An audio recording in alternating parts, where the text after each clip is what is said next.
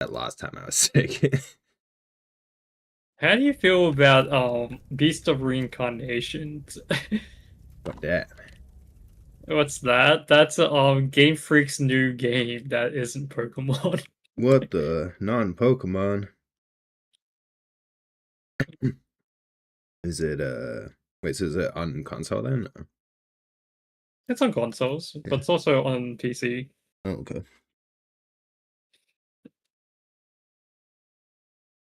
Everyone's been saying it's kind of mid. I mean, hey, after Pokemon, everything's mid. Well, it's a Game Freak's first try to make a Souls-like game. Oh, okay. I feel a lot of people going Souls like these days, and I'm just like, is it uh like what pulls people to it, you know? Like I know Elden Ring was big, but that was a certain community. No, have you not played Dark Souls first? Okay, Dark Souls even more niche of a community. Demon Souls?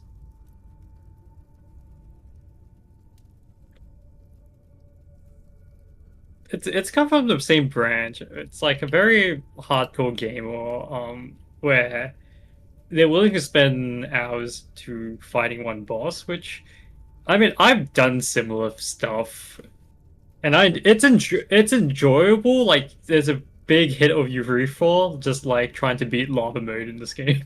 Yeah, yeah, true. That's So basically the so same thing as like the way you're equating it, it's the same feeling of beating this in lava mode. I mean, that's fair, but it's like, again, only certain people play this, right? There are Compared certain people to... like us, so like Yeah, we're the yeah, target hey, demographic. not You're saying it's not completely popular, I'm not target saying it's demographic. not good, but it's like, you know, your average everyday gamer ain't gonna want to play a game You'd be like that. surprised though. Like You I reckon? think Elden Ring is probably the softer of the Dark Souls games. Like Yeah, it's that's why meant it's a for bit more. bigger. But even Sekiro like was a different. Like they have differences. Sekiro was more about parrying, and then Dark Souls was more about you building RPG elements, and Elden Ring's more open world exploration. Oh, Then yeah. which is more thankful that they had a really, I think, a robust dual wielding system. Like, you had to craft your weapons and do stuff with it. But, Okay. whoa, I'm lagging a Holy, bit. holy. Oh, put it like there as well. This pointless chatter. Oh, You're supposed to be setting up the next challenges, as I commanded. But there's a reason for people liking Souls-like. It's just that, I mean, of course there is. Yeah, it's like you say, it's the challenge and the enjoyment of completing it. But I just feel like the majority of gamers just want to like chill a bit more. That's all. I don't think so. I think there's a game for everyone. I think we don't know because we don't have the stats to back it up, but I think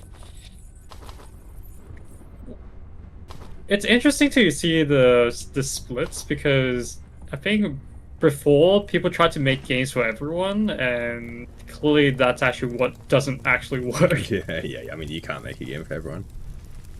But I mean, Um, the games that really blow up are flip games, and then like good story based solo games, right? Like AAA. it's single player games, I think. Yeah. Okay. Okay, game lag. Oh, Swing out a little bit. it's-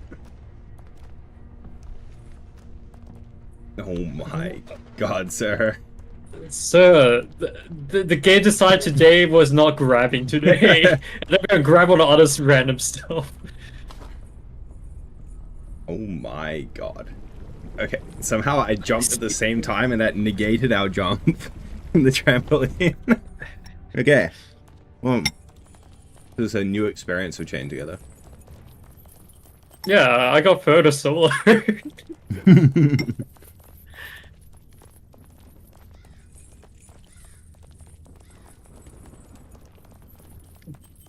I think it's like it's a good thing I heard before, which was when Outer Wilds came out, like people thought people thought that a game should be for everyone, but then when What? the development of Outer Wilds was like being developed, the guys like, I just want it to work for only one certain type of player. Mm. And that was like the people that are like exploring and puzzles. And so it's like, I'm going to make my game only for that. I'm not going to try and like baby step you the whole way. Yeah. And I mean, it kind of worked. Yeah, I mean, I think that's the way you should go when you're designing something. Just make it for a specific audience. As long as you do it well, then. Okay. Oh my god, today. And I think maybe this is why Beast of Reincarnation isn't working, because it's a lot of people say it's a bit too easy compared to like any Souls-like, but then I think maybe it's because it's for the wrong audience, and that's what might actually hurt the game. Right.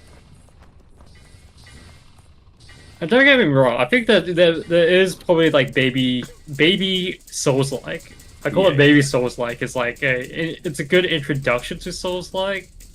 I mean, there's a lot of games that have pulled a lot of things from Souls-like just the dodge rolling system has become very prevalent in a lot of games. Oh, I think there was like games before Soul-like that had better dodging systems or that dodge roll mechanic.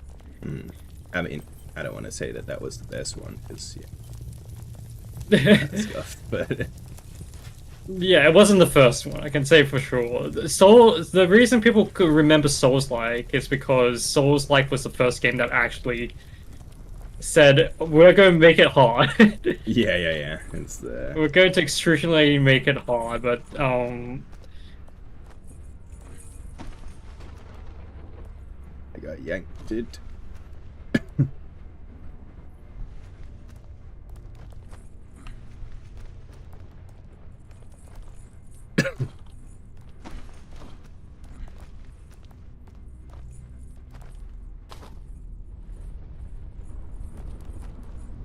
Yeah, the first for everything. today. Well done.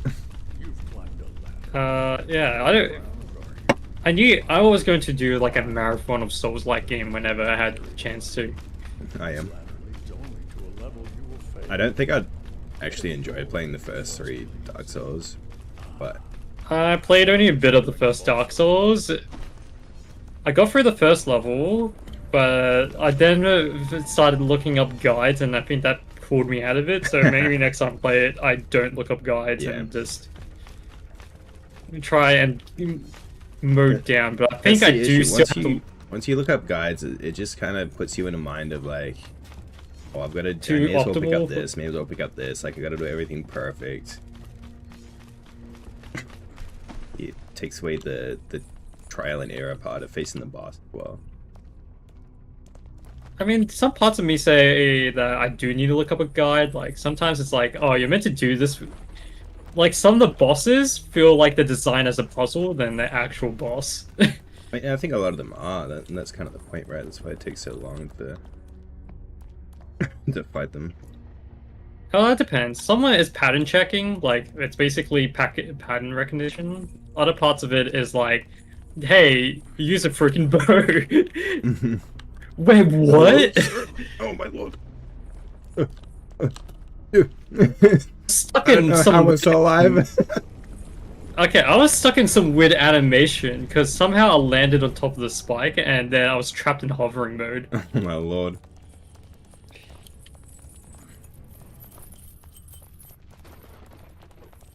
But I mean, pattern recognition is basically puzzle solving too. Yeah, if you're meaning like,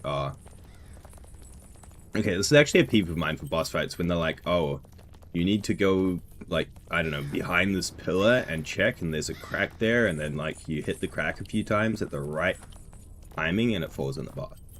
And it's just like, you'd never think to do that, and it's just like, you'd never think to do that unless you're hitting the boss the whole time, you're like, well, this is impossible. He doesn't take damage for whatever reason, so I'm going to try everything I can in the room.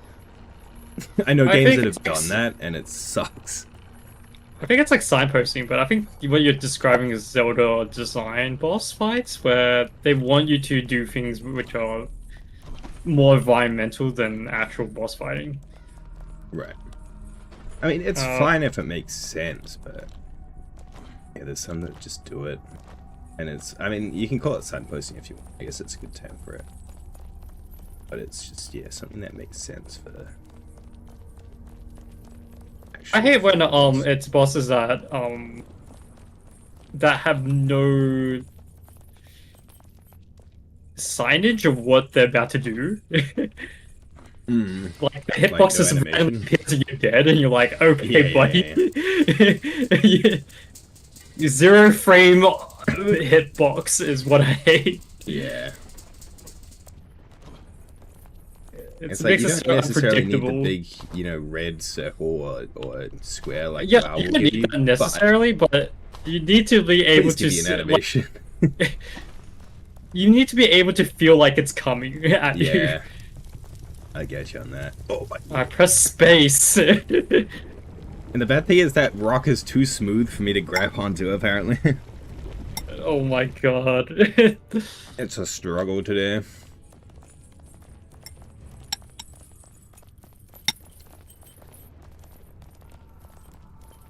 It's like someone should come up with the worst boss design.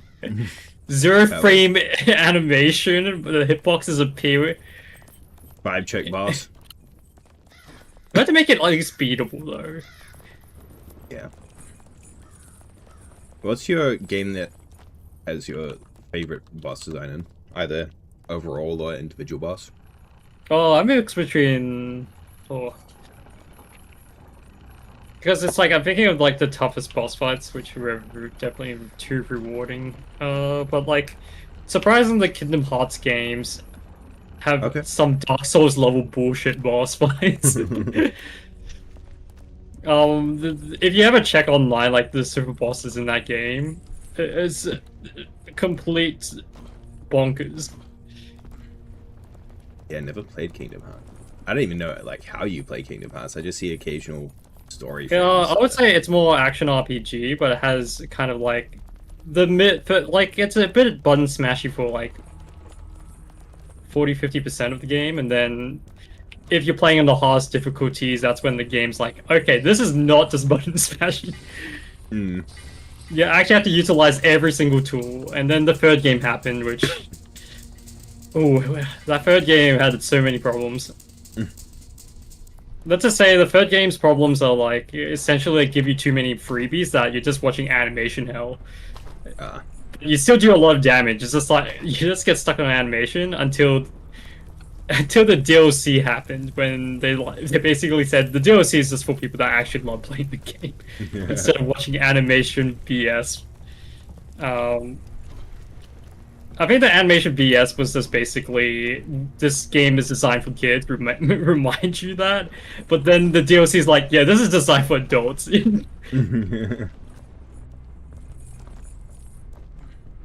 And then I think they probably had in 3, like the Lost Secret Boss is definitely designed for like Dark Souls level BS, and you're like, oh, this is actually a really well designed fight. Like it's very well, because like the thing I like about the Kingdom Hearts games are like the super bosses do stagger. You can stagger them. As in, when you hit them, they actually feel getting hit, instead of like most games where the super boss feels like nothing hurts them, but you're like whacking them with a stick. In most Kingdom Hearts games, like basically when you hit them, they move back. You can see the knockback, but you can also have to chase them while they're being knocked back, and you're like, okay, I'm actually feel like I'm hitting something, and I'm not just hitting like an invulnerability box. Which is the problem I have with a lot of Dark Souls games, but then they're two different genres. Hitting like an invulnerability box. Which is the problem I have with a lot of Dark Souls games, but then they're two different genres. Yeah. Well, I mean, did the original Dark Souls not have stagger points for the bosses as well? I know Elden Ring does. I think they've got better. Dark Souls, not really. There's like a couple of, like, early enemies do, but then bosses kind of don't. But I haven't played a lot of Dark Souls. And my problem with Dark Souls is, like, unlike Kingdom Hearts, where most of the time you actually feel like you're in control, Dark Souls is like you hit a button, you have to wait for a lot of the animation to finish, so it's about timing your attack. Yeah. Well, Kingdom Hearts is like during animation, you can kind of animation cancel, so you can react really quickly that's when nice. stuff Being able to happens. animation cancel. I think that's partly why I don't think I'd like Dark Souls at all, because yeah, just being locked into that long ass fucking. It's like, oh, you can say, it's more like accurate or more realistic to not be able to cancel animation, but it's also not very realistic to be like, you know, like finish your swing through, wait for like a second, and then. That's why I do like and it's funny because the second game probably has the best combat system that's ever designed in in an action RPG. It's just Kingdom that Hearts somehow or- they just never reuse it, and then maybe they've reused it in the fourth game. It's like the second Kingdom Hearts, you mean? Yeah, if you like, there's a really good video recently, which is the dev for Expedition 33 is like looking at all these games that he loves, and then it's like Kingdom Hearts 2, best action RPG system. And I kind of agree. It's like it's probably one of the top tier ones. I'm not sure if it's the best one. Was it how what And I kind of agree. It's like it's probably one of the top tier ones. I'm not sure if it's the best one. was it how what is it like over the shoulder when you're playing ARPG? Yeah. Like third person? No, over the shoulder. You're basically third person. Yeah. The problem is like the first game, like the level designs are also very interesting. Like the first game's design had a lot of exploration, but the second game was so action focused that if you of exploration, but the second game was so action focused that if you actually play through the second game, you might notice that every level's kind of designed very flat because they know you just want button smash. Right. I'll have to check them out sometime. Yeah, I think you should check it out. There's a collection coming out that has all the games in one, but it's only missing some of the collections which everyone has issues are essentially some of the games. Oop. Get up, please.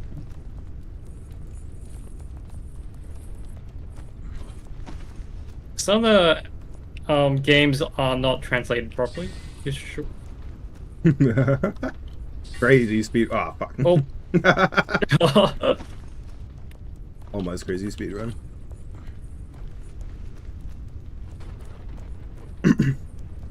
Some of the games are not translated. It's just cutscenes only, and that's a big issue. It's Japanese, is it? Well, it's like basically it was on the 3DS, and they didn't bother translating the whole game, or exporting the whole game, so they like, exported the cutscenes. Okay.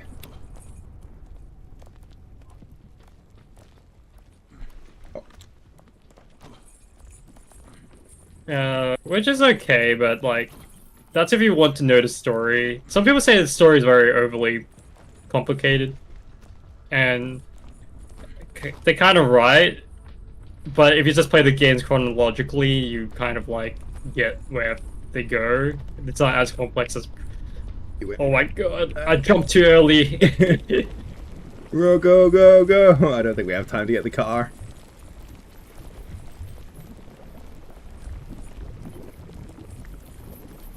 Like the narrative could be simplified by a lot of things if they just removed a bunch of characters. Right.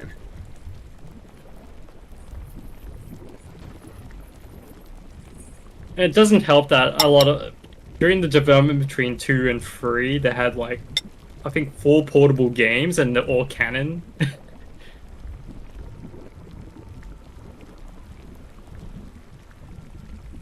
Oh. I thought we were gonna wait My for bad. the turn.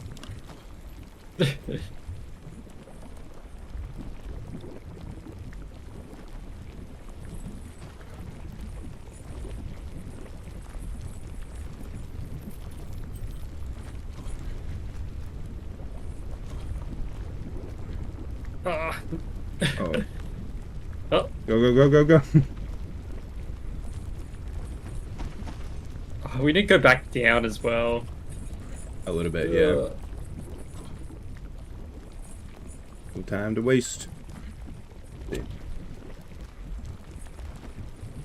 Oh, you can just jump that. Just jump forward. Alright, let's not do our fancy trick this time where we go all around, all around underneath.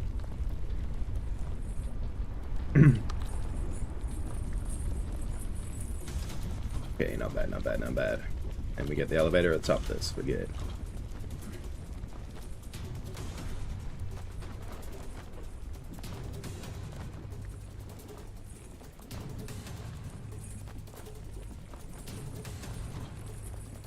Nice. Alright. Yeah.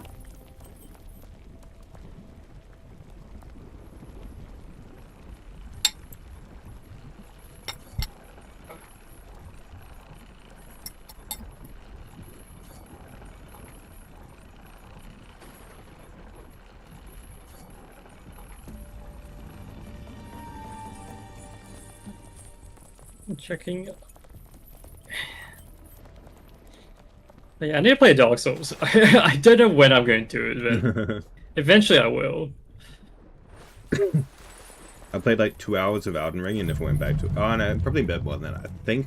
Dude, I had a girl just from beat- work when I was working full time. Every day she would be asking, "Have you played Elden Ring? Have you played Elden Ring?" And I never played Elden Ring, and I bought it as well. And I'm like, Yeah. My parents got it for me for my birthday, like, I don't know how many years ago now. Like the year after it released, I think. I think I've beaten the monkey with the staff. I think that's pretty much where I ended. I never went back. "Oh right, I forgot we need to do this." Yep. It's our first run. We beat it here, we can say first try. Hopefully didn't already fall like 5 times. Has there been like any game you regret not finishing? Regret not finishing. Like you played a majority, but you never got to finish it. More resilient than I anticipated. But don't harbor any illusions. I don't think so.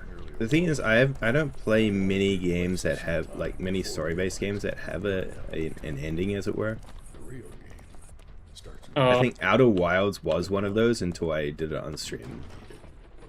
You were forced to do it and finish it. But you haven't finished the DLC, so Yeah. So I guess you can count that if you want, but I'll get there. I need to finish Was this Hollow Knight decent? properly. It's off sync, but I mean, I can make it. yeah, I need to finish Hollow Knight. I think that's one of the ones. Because I did the majority of the bosses and stuff. I just haven't finished the last boss. Right. Just because I got lazy towards the end. Because I became like a complete. Well. Oh, my hand juked. I finished a majority of the content. I just had to do the Colosseum, and then I gave up doing the Colosseum.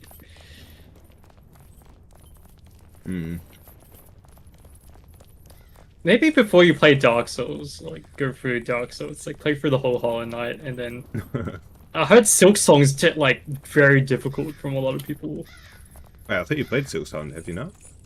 No, I bought it. I just haven't played through it Oh. because I wanted to make sure I finished Hollow Knight properly. Silksong, have you not? No, I bought it. I just haven't played through it Oh. because I wanted to make sure I finished Hollow Knight properly. Yeah. So I might do that on stream one day. I have another, it's like a side-scroller game similar to Sekiro, that I was supposed to try, like Soul 8 or something like that. That I was supposed to try, like Soul 8 or something like that. A Soul, you mean? Maybe, something like that. I heard good things about that one as well. Yeah.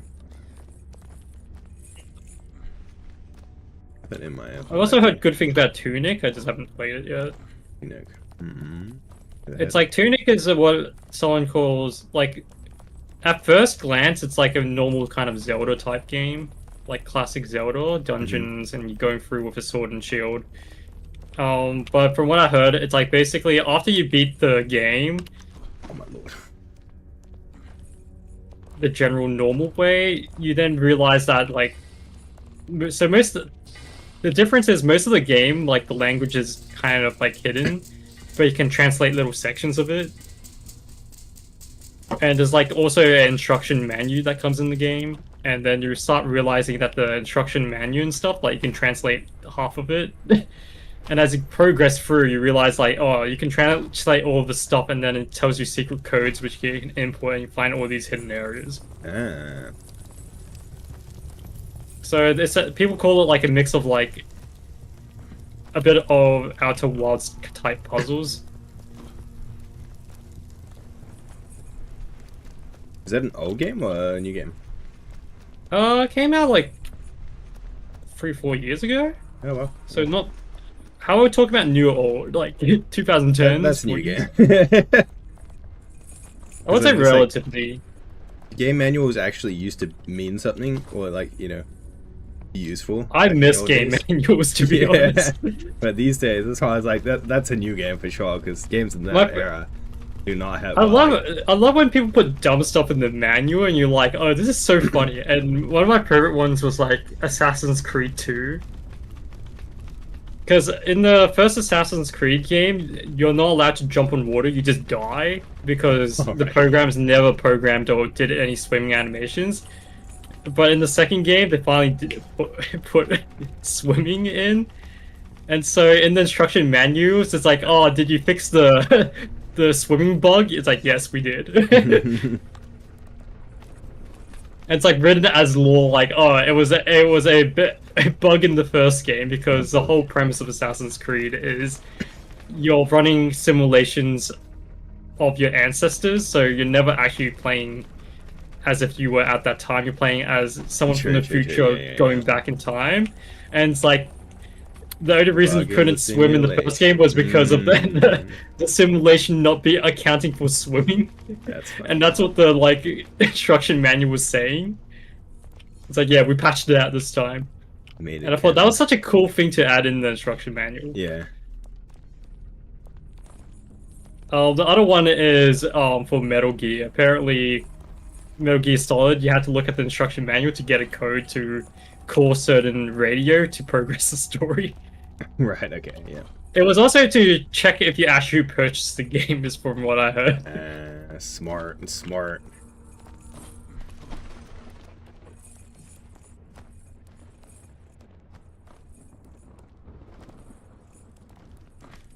But I think the other thing I really loved about holding a physical copy is having the box art and you seeing it as you open it. Yeah. I kind of miss those days. Yeah, my brother got a box set for Diablo 2, and like it came with a Oh, bunch of, Freebie you know, stuff. cool like freebies. What's your favorite box art? Or Box art. could be from a movie. I mean, the Lord of the Rings extended edition set we have is pretty nice, but I don't know. Okay, this is a weird purchase. So I never knew why my parents purchased it, but it was like the Da Vinci Code collector's edition. oh, I don't know why I was given it, but like I still have it, and it comes with one of those like the scroll where you can hide a message inside. Like basically, it's like one of those dolls where you have to spin it for a certain password phrase to open it. yeah. And at first, it's synced up to whatever the movie plot was, but you could like adjust it to whatever you want later on. Once you open it, because you can change the rings. Yeah. And I'm like, that's really cool to have in a collector's edition. It's just that I don't know why my parents bought it. They really like the Da Vinci Code. I don't know if they like the Da Vinci we Code. just- Maybe they just saw Tom Hanks.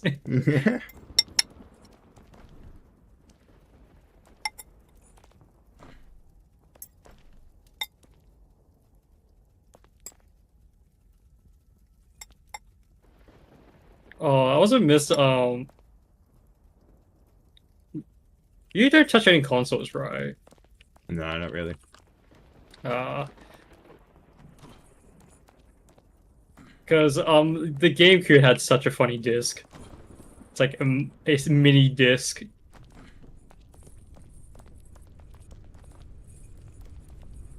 GameCube was one that's like basically fully modular, right? No, I don't think there was a console that was fully modular. I thought there was one. I remember seeing So, seeing someone like buy an old one and like put it back together. but the bottom part you can add like a bit of like extensions to. Like I think you can buy like a network play thing.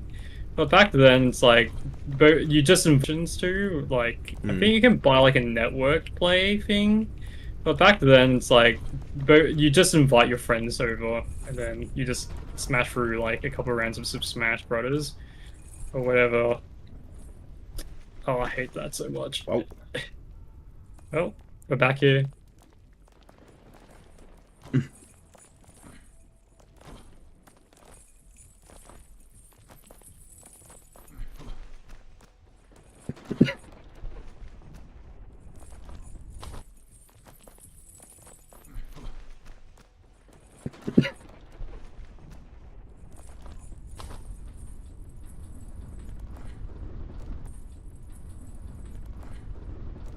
I just hope like the next consoles still have a disc, but every day it's probably growing weaker.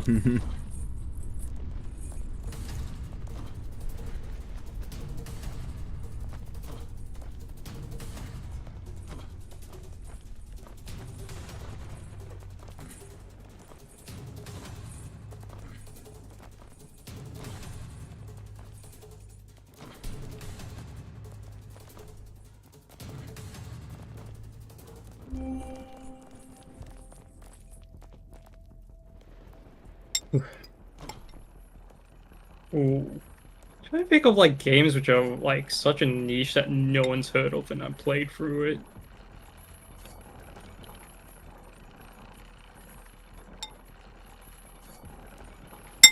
There was some cool games, but they never got popular that I played. I think Remember Me was like a very interesting one. It's just that it wasn't it's just that I think it was just like overall combat and stuff and everything was generic, but it had an interesting premise, and that was what's the only thing that kept the game alive.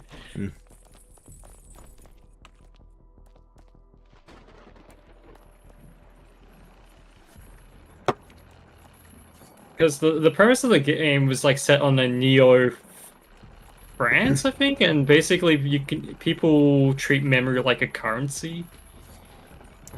And so your character can kind of upgrade by like buying like a martial art expert. What kind of Matrix Level. shit is this? Yeah, and I'm like, oh, that's a really cool sci-fi premise, especially for a game. Yeah.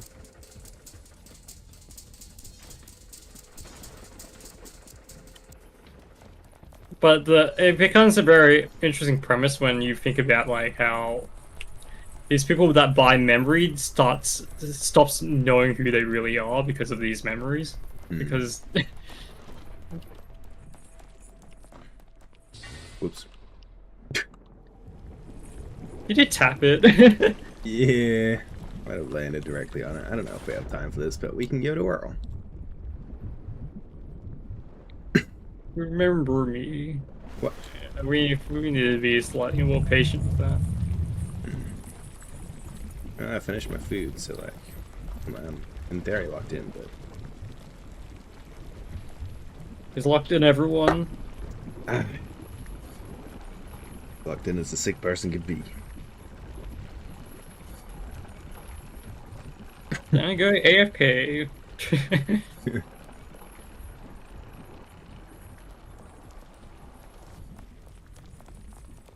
But yeah, today I started playing Persona 3 since I'm like, I want a kind of a good filling game and not just a gacha hell. You got that?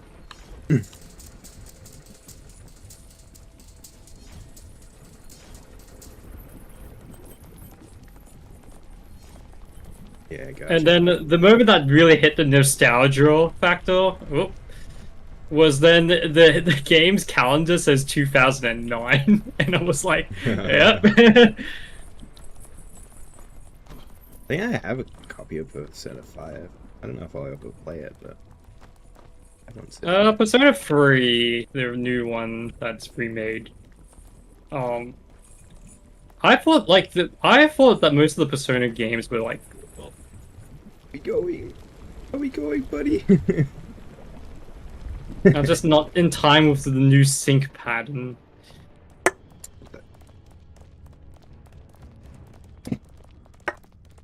Usually the Persona games like kind of cheat the year by saying like, oh, it's 20XX. Yeah, a lot of things do that. But then just seeing that says 2009, I'm like, oh, now I feel old. See, now you wish it was 20XX. I mean, it doesn't help the fact that the characters are using MP3 players, and I'm like, yeah, I remember that. Did you ever have an MP3 player? I think we've still got one at my parents' place. I don't know if it still works or not. And The then- ones I remember is like, oh, it's a little tiny stick, and you have to insert like a USB. Oh, yeah. The one we have basically looks like a mobile phone. It's like a bit smaller. And then we had an Apple iPod for a while. I don't know what it was, like iPod Mini or some shit. I used that for a long time actually. It was pretty good considering. I mean, for me, it's like Persona games are going to be harder to write in the future. It's just because everyone, I don't think the people that grew up know like the current generation of people watching TikTok. Because the problem with Persona games are like they're all kids in high school is the like most of the premise of all the games. Right. And so like now they're writing about kids. Like a Persona game takes like years to make, and the closest they've gotten right now it was like in probably like 3, 4, 5 years ago. It's like they started using smartphones. Yeah. Or mid-smartphones, basically. Where you can see, like, oh yeah, the kids are chatting like if they're actually, like, in a Discord group. But I don't think Discord was such predominant when Persona 5 came out. They're gonna come out in, like, another 5 years and it'll be 6.7, 6.7. Well, it's Persona 6 is the next one. They're going for a very 6.7. horror theme, but then again, the rumor is like it's going to be about like urban legends. But I'm like, I don't think kids are interested in urban legends. Not really. Mind you, is it for kids though? It doesn't No. feel like it's for kids. Teens is what they're generally aimed at. Because I remember when 3 came out, like, a lot of my high school friends were playing it.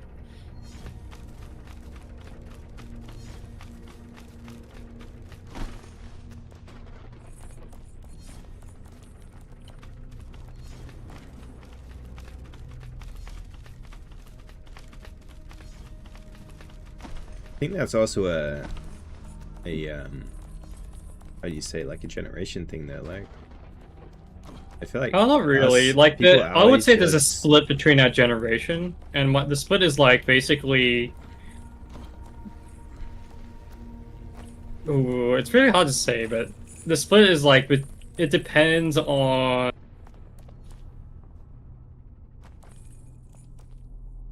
I think what it depends on whether you were a League of Legends kid or not. Okay, question mark. Because the League of Legends kids prefer very competitive games, and then they stick with League and the Counter-Strike. Because most of the Koreans I knew back in my high school all just played League at their free time and nothing else. Mm. So like every game like Persona, they weren't interested, and then there was only a bunch of other kids that actually interested, and then there was only a bunch of other kids that actually played those Japanese stuff. Those Japanese stuff. Hmm. Because back in that era, predominantly the games were either American or Japanese. There wasn't anything between, like, China. I don't know. I'm just imagining kids these days not really having either the desire or the attention span to play like any kind of narrative game. I think people in our generation are more kind of narrative game. I think people in our generation are more like gamers as far as we play more games more often, and we don't have that TikTok brain rot going on, and we don't just play Minecraft, you know, like I don't know, some players play Minecraft, but because I knew Minecraft when it was coming out and stuff like that. yeah. Like we sometimes But we play weren't Minecraft, obsessed with it, and I think Yeah. the change that happened was the whole Let's Play scene. I think once the Let's Play became so popular that people weren't actually playing games, they were just watching. Right, yeah. That changed a lot of things.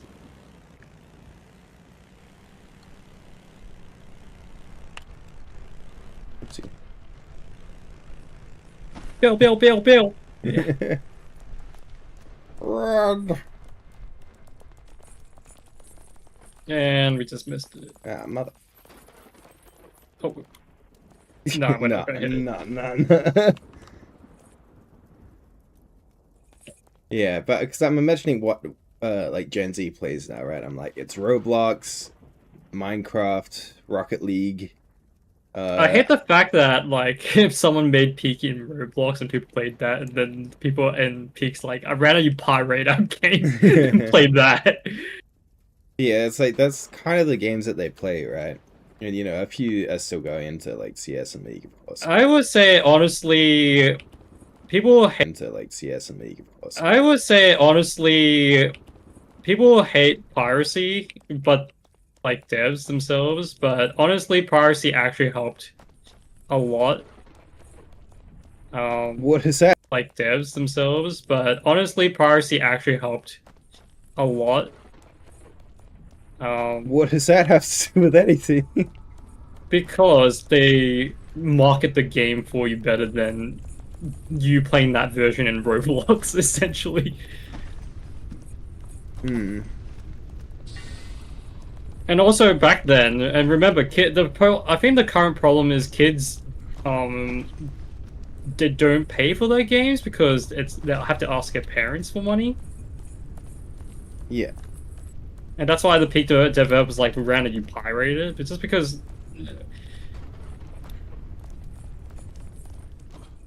you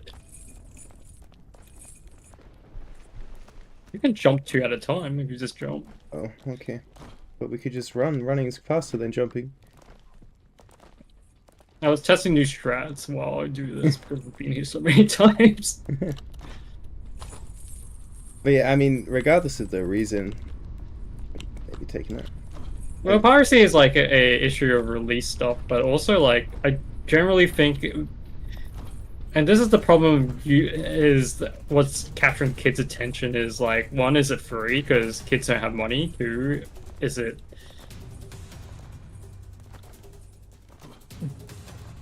do they feel like they can interact with it? As in, do they feel like they're making a difference to someone else's life? Yeah. Because I think it's like it's very human to have social elements, especially when you're like a teenager and you don't have much of a friend group and you're just trying to figure out who's your friend group is. And so the easiest way to making a friend group is you find yourself a hobby or something you attach yourself to. And that's why, like, our generation, we grew up on games that our parents bought us, but also games that we managed to pirate. That's why I was talking about the pirate thing. Yeah. Because you didn't have money necessarily. Yeah, for sure. But like, regardless And now of that the you have reason, money it's and still a that generation gap. Like, we're still like, yeah, I'm not saying it's their fault or anything necessarily, but we're more gamers than the new generation is. That's what I'm saying. So if they are, I mean, Persona could be, I don't know what it's targeted at, but can be targeted as our generation still, like, which It would should have be a been, targeted generation. I think there's a lot of issues with like how, and this is just a mentality that I know that Japan has. It's like they tend to think teenagers they want just the like high school stuff, and that's why they're going to keep it that way, and they think that's still going to attach that audience. I mean, honestly, I feel like they could go for a much more mature audience if they really wanted to, because that audience has moved on. mm, A good example I recently found out was like the Final Fantasy remakes. Originally, what I heard was it wasn't selling well. Like the first game sold really well because people were there for the nostalgia, but then the second game came out and it wasn't selling as well as what they wanted. Until recently, which apparently because they announced the third game, which is coming out I think next year, the sales actually went back and sold even more than they expected. That they exceeded their expectations. right.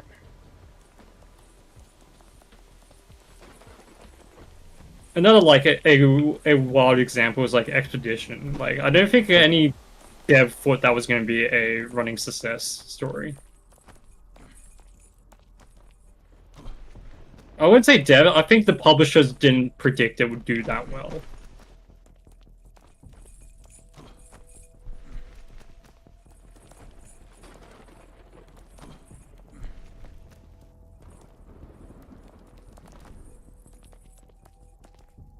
But I think the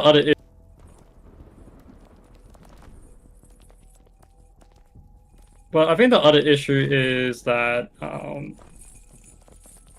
we're definitely fighting for how much things cost. Because you're asking for, like, in general, AAA games like $100 and because you're asking for, like, in general, AAA games like $100 and GTA, like, 6 is now asking for, like, 120, I think? Yeah. Or 30? And that's a lot for, like, one person's budget. And I think there was, like, an analysis that says most people just buy, like, one game per year. Like, they will pick... The average person buys one game per year. And that's probably why indie has been kind of doing well, is because they are cheaper in terms of production, and they're willing to say, "Oh yeah, this game costs 20 or $10." Yeah. And so you could buy 6 to 7 of them in a year without hitting that AAA budget. Yeah, for sure. Yeah, I mean, sinking 100 to 120 bucks into a game that you're gonna play for a bit and not come back to, potentially. 120 bucks into a game that you're gonna play for a bit and not come back to, potentially. But I mean, I think Sony's has been very addicted to making live service games because it really, all they need to win is one successful live service game. So they're willing. I think their plan is to keep making bad levels of Concord games until one hits. They already have another one set up to fail, I think. Actually two. One of them is called Fair Games. It's like basically extraction shooter. I think most people are expecting that to fail. Even though it's been run by like people that used to make Assassin's Creed, surprisingly. The other one that is expected to fail is the Horizon Zero Dawn Hunters, where there's like 3 characters you play as, and it's meant to be co-op, and there's live service elements as well. I don't think that's going to last. And I think they're going to keep gambling on it until they hit something. But honestly, I don't think they know what the magic is to making a good live service, and only a couple do. Is to making a good live service, and only a couple do. I think they're trying to keep chasing that Fortnite money, and I don't think they understand that Fortnite money comes from the amount of money spent on buying IP Hmm. instead of making IP.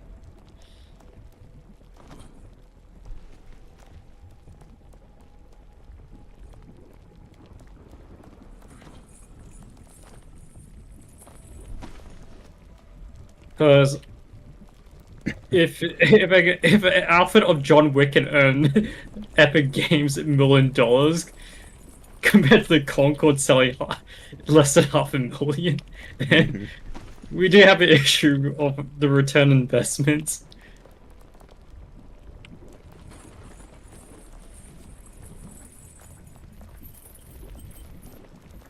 But also, I don't think they have it. They're not trying to make a gacha game, which I'm like, if you're like making. But also, I don't think they have it. They're not trying to make a gacha game, which I'm like, if you're like making a live service, I'll probably like aim for a gacha game instead of like what they're trying to do. It is a bit of a free cheat. Yeah. But then again, they're trying the battle pass strat, but I feel like the battle pass strat's not that effective anymore. Yeah. When's the last time you bought a battle pass for a game? It depends on the game. When's the last time? I actually don't recall. Yeah, I was gonna say, wait, actually, have you bought a battle pass? I think the only, like, I've maybe bought a battle pass for Magic the Gathering Online, and I've bought a couple for Valor. A couple for League, that's about it. I think someone mentioned like how Which one was it? I think it was like why Fortnite's battle pass works because it actually lies about the numbers. What do you mean lies about it? Because if you actually play Fortnite, if I remember about the battle pass system, it's like if you like, because it's like it's tokens to buy the battle pass, but if you already like invested in last season's battle pass, then you don't have to really pay for the next battle pass. Like, you already have enough currency for it? Yeah, you have enough currency earned from the previous battle pass to buy the next battle pass, so that number keeps increasing no matter how if you got a very invested player base. Yeah. I know Apex Legends did the same, actually. Yeah, you could just earn enough points if you played the whole battle pass for the whole season. Points I think the last couple ones I bought were like Overwatch, but then I started falling off Overwatch because I felt like the game wasn't really improving. Hmm.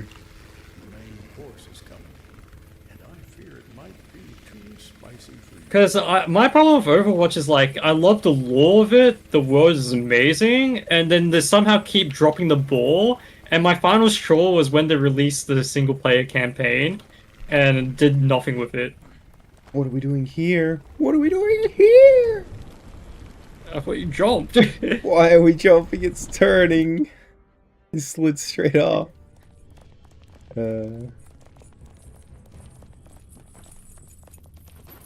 Yeah, I think single-player campaign? I can't Overwatch had such a good lore. It had the best animated shorts for a while. Like whenever a short came out, everyone was talking about it. Yeah.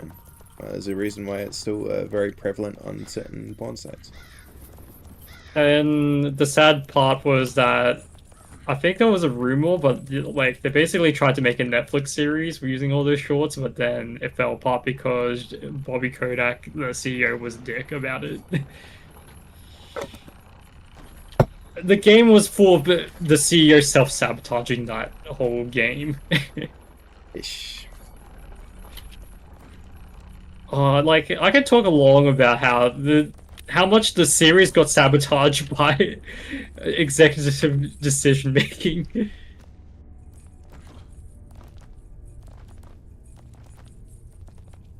And the dev's like, I have to listen to this guy because he pays the bills, kind of thing.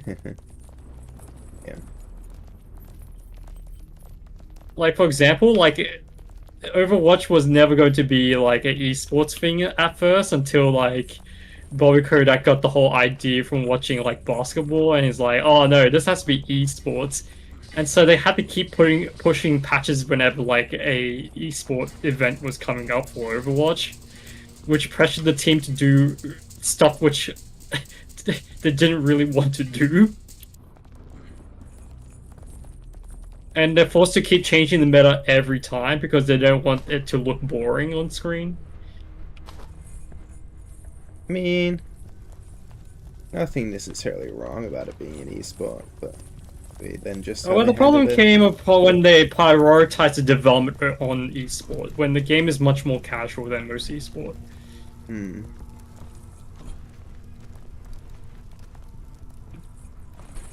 I take an example like Super Smash Brothers. Like, that game is designed for like kids, but there's an esports theme. The difference is that when Sakurai, who's making the game, he prioritized both, but he also prioritized like, oh, this is going to be kids games. We're going to put all this random item junk that none of the pro players care about. Yeah. And they kept prioritizing that. They're like, oh, what's more fun? An assist trophy. Let's add this character in. What if this character did this thing? It's like, oh yeah, that's fun. But Overwatch is, imagine like your boss telling you, no, we need to prioritize esports only. So every week you have to change the meta balance if one thing looks tough when you could be working on a new character. Yeah. And then when you have to design a new So it's just character, fun. you could be working on a new character. Yeah. And then when you have to design a new So it's just character, you're like, prioritization okay, issues. this character now has to be very balanced when it first comes out. When you should be prioritizing, this character should be fun when it comes out. You see what I mean? It's like when the character comes out, it should be fun to play, but then they're prioritizing balance, and that kind of throws a lot of the wrench down. Hmm. Ah, I missed that jump. Oopsie.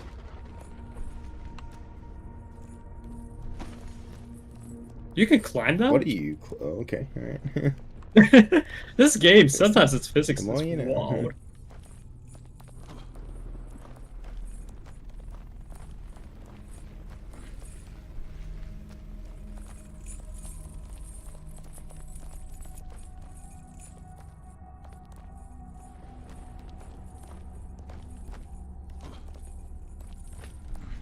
I mean, it's an interesting design problem for whenever we make our own game. It's like, do we design it for that more fun or more competitive, like challenging?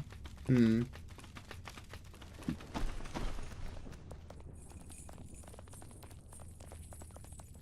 I mean, for co-op, shh. I didn't think we were going on.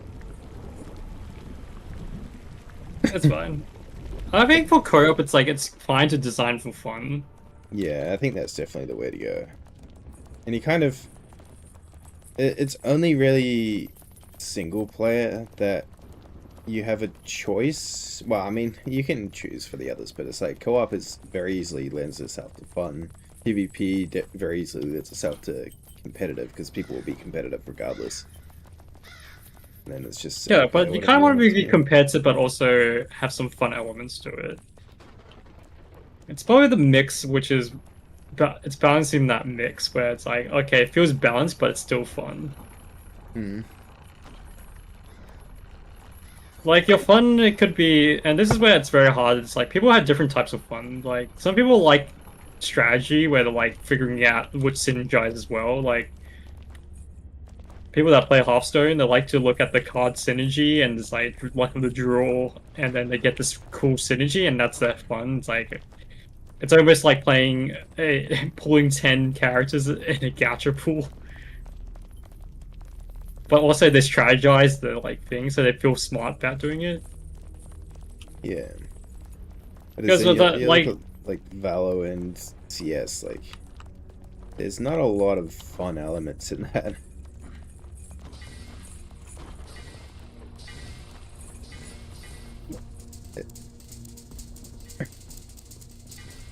It's just shoot me shoot.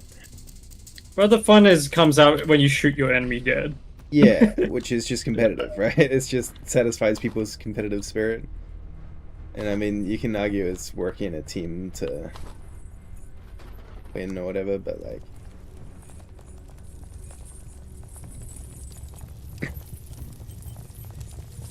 And that's kind of why I don't really like playing Pet Life. Well, someone's like a game designer idea of fun was basically how many meaningful choices do you make that makes you feel like you did something. Oh, And that's okay. So League of Legends is the least fun game in the world. well, your meaningful choices like what champions you play, there's what items you pick, and blah blah blah, and those are all meaningful because they give you advantage and disadvantage, right? Yeah, And that's said what. that. Next Okay, one. yep. Multi-fighting You animation. can go 12-0 in lane and still lose because your team is boring. Well, the problem with the competitive games, especially team-based, is where you have zero choice because your teammate chose for you and you didn't. Exactly. Oh, my problem with Overwatch, when all your team, well, early Overwatch was when your whole team picks DPS and you have to be a healer. Yeah. You had zero choice because otherwise no one's having fun. Pretty much. Is this why you like roguelites? Yeah. Because it makes you feel like it means something whenever the pool comes up. Roguelikes is just, it's like playing gacha, but without money, and you just keep getting to do it over and over. You know? Imagine a team-based roguelike, but only one of your teammates keeps picking choices. That would be the least fun thing ever. It's funny. There's a do you play board games much? Yeah. Do you know Spirit Island? Yeah. I haven't played it, but I know about it. Okay. About Pandemic. Yes, I heard of Pandemic. I mean, basically same game, honestly. Yeah. My family really liked both of those games, and I just look at them and I'm like, one person could play this whole game by themselves. Like, you could play like 4 characters, like 5, like, doesn't really matter. Okay, I say with that type of game, it really depends on who you bring. Yeah. Okay, alright, hang on. Oh Okay. my god. Okay, Well, I you guess- hit the while.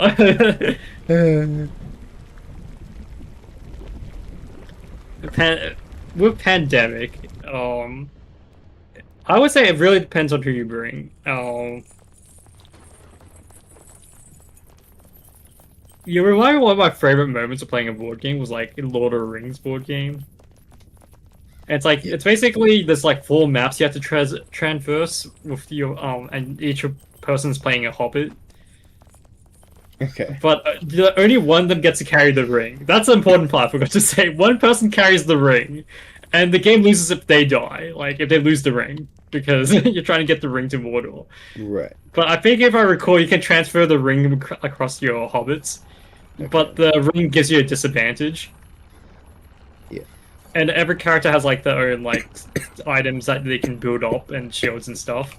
But essentially, a lot of it is the roll of the dice, but also like the game is brutally difficult, like Dark Souls level of brutal. Like every turn, I think you have to roll a dice and see how much Sauron comes for your ass. Right. Like there's a dark army chasing your back on every map, and they will go faster every time. And it's all declared by a dice roll, and once they reach your ass, you have to do like a check on how much armor you have to sacrifice. And armor is like a currency that you can obtain as you go across the game. Hmm. And the thing with armor is you can share it between your friends. Right. But you don't want it to be. You don't want none of them to be empty, because if they're empty, they're basically dead. And if they encounter any creature or anything that is going to kill them on their way to Mordor, they just die.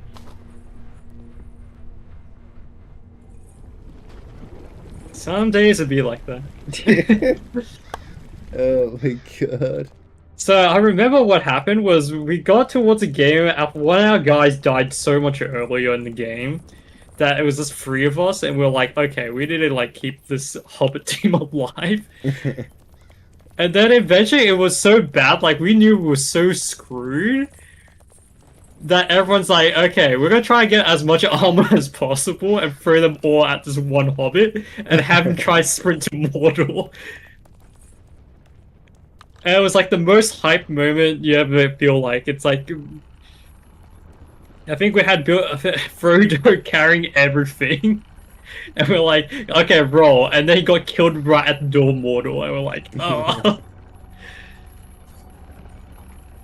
But we were all strategizing and seeing which strategy would optimize it. And that's when it became like debates where we're like, oh, we should do this strategy, which is sacrifice everyone, or who do we keep alive? Yeah.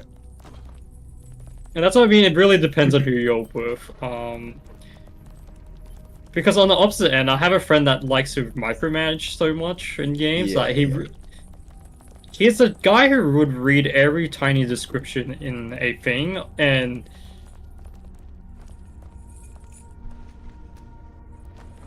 he'll always do a strategy which annoys one person particularly. Or like more counterintuitive, where you think the game's like designed one way, but he would do the most counterintuitive design and it would work because it's more like he figured out the exploit of the game.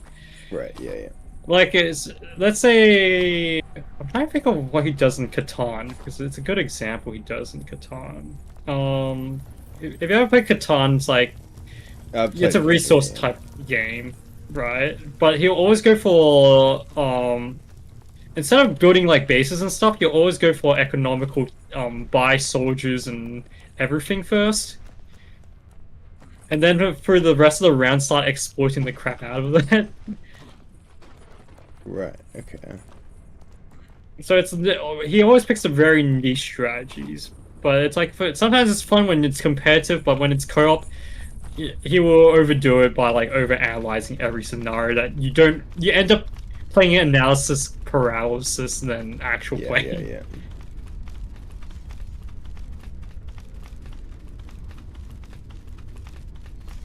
And the worst part I think about playing with him is like, it's cool playing against him but stuff, but when you're playing with it also newbie and he's like trying to like teach them how to play, he would also like tell them his recommended path so everyone plays like him, and I'm like, that's not fun. Yeah. Because it means that I'm just playing 3 different versions against you.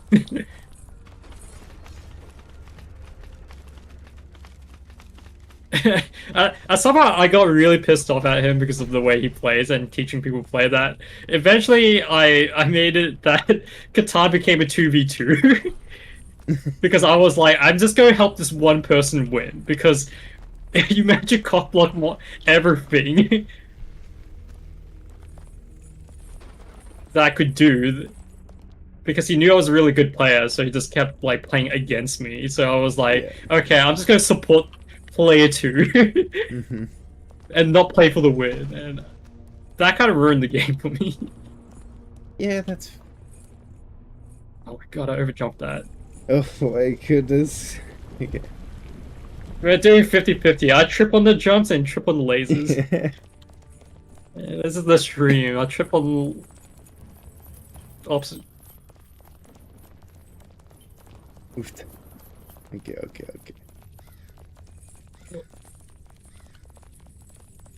Can I think of there's any board game I would play solo? A solo board game, man. I actually, unironically, used to play Ticket to Ride solo. Wait, what? It was... Yeah, I don't know. I was fucking bored.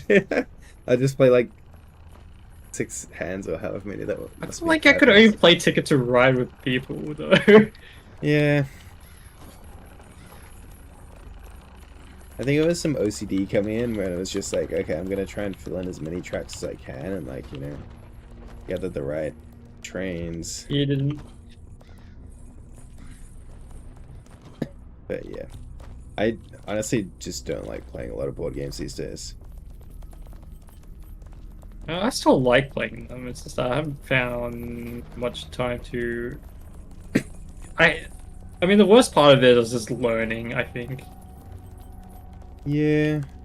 Well, there's nothing worse than learning a game, you know, like you get a big ass like 20-page manual, you go through all the quirks, and you're like, I don't really understand. Do I start playing? You start playing, you're like, well, that game sucks. Like, No, I think it's very dependent on the person explaining the rules, and I didn't know some of my people I think are really bad at explaining the rules. That I tell them, why don't we try one round and then see how it goes? yeah. I mean, yeah, I've definitely experienced that too, but It's just that whenever it's like a new board game, I think there was one called Symph. I think I played. It's a really giant ass board game that it takes probably like 2 hours to really learn properly, and eventually I just came up with like, I don't need to know the intricate detail, I just need to know what you do in your turn. And then when I see other players do their turn, then I'm like, okay, now I know how it works. yeah. And it's like you could have, you didn't need to explain that for the whole hour.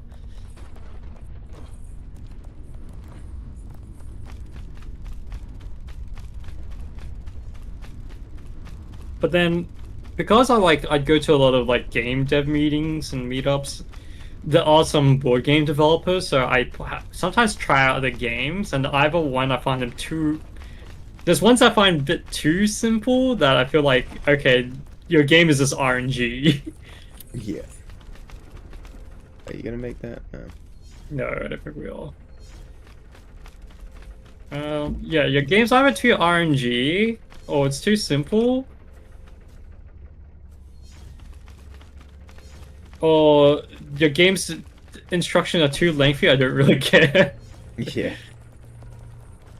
It's hard to get a good balance. I don't know if I found a good balance. I think my last favorite ones are like Machikoro, which has a nice balance of like, okay, you could learn this really quickly, and you could also not learn it.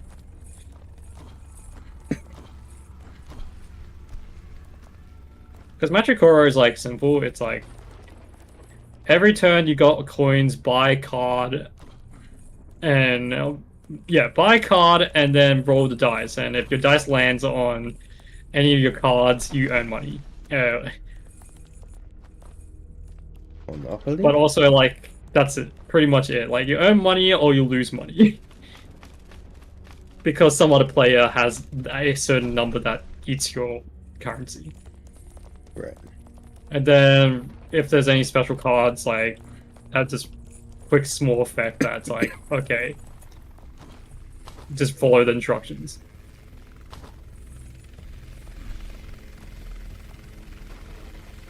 I thought that was like simple, but there's at least some strategy to it, because then you either play like big numbers or small numbers, or like in between, or you stack a certain. But there's at least some strategy to it, because then you either play like big numbers or small numbers, or like in between, or you stack a certain number, and sometimes it works and sometimes it doesn't. It's very Catan kind of based. Like sometimes you just keep getting that number and you're like, good old you. And sometimes you just don't get the number and you just lose to that. Mm.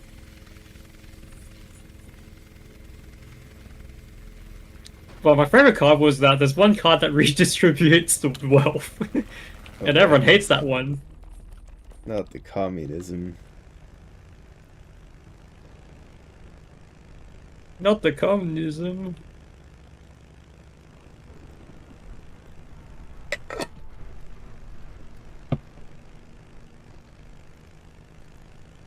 So the driving sucks in this game. Yeah. Yeah. Wonder I how saw they just found it in the Fab store and just Yeah, I was inserted just it. thinking, like, it must have just been a default. I guess. Yep. I don't Can I know why the reverse third one? one's always. Yeah, the third one's always wonky. Okay, got it.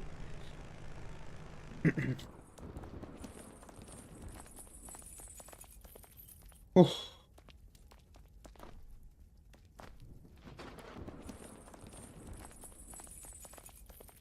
Oh.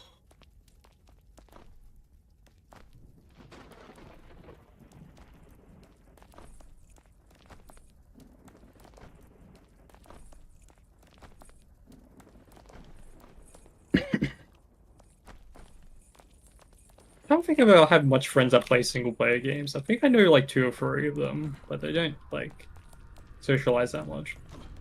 Yeah, well, they play single player games.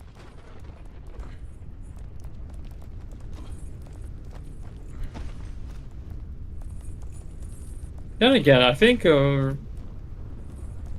because there's like a lack of single players nowadays, it's like they just watch anime. Because apparently it gives them the same. Oh. Oh, time to drive Into again. the car. Oh, time to drive Into again. the car.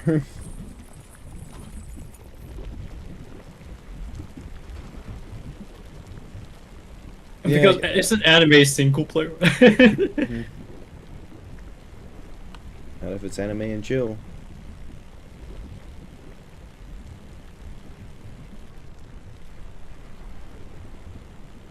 You watching any anime recently? I'm partway through Chain Soldier season 2, but I haven't watched for a couple of weeks now. Chain Soldier? Yeah. Wait, which one's we that just one? missed it. It's the kind of isekai trash one where he's like the women in the world have like these peaches that give them special powers, and then they have like a separate dimension where these demons come from, and so there's like teams of girls that fight them there, and then the guy has an ability that lets him be a special slave for the commander. Oh, that was To be honest, I know the premise. I just want you to describe it. okay. All right. Wait, I jumped What there. the fuck? Oh my lord. Oh, don't put me back. I'm stuck in animation. Oh, there we go. Okay, it's coming around. It's coming around. Let's just wait on the side.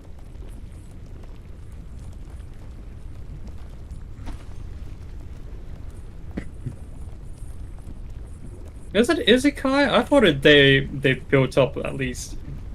It's not You said really Japan. isekai. Like they actually go back to the Earth as well. It's just that you get transported to that world, and then you like sometimes. But isn't isekai like the whole thing is just like, oh, Alright, I was climbing.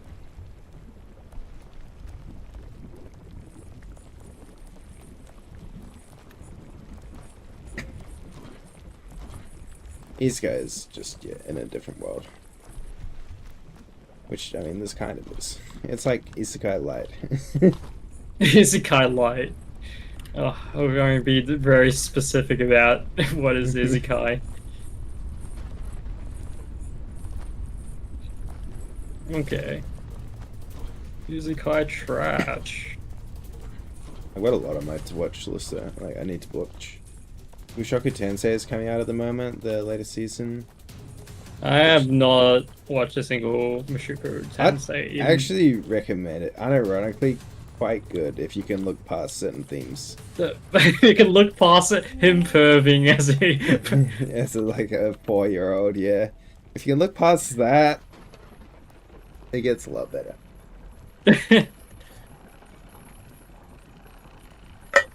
But let's be honest, like you gotta fucking to enjoy most anime, you've gotta look past some things.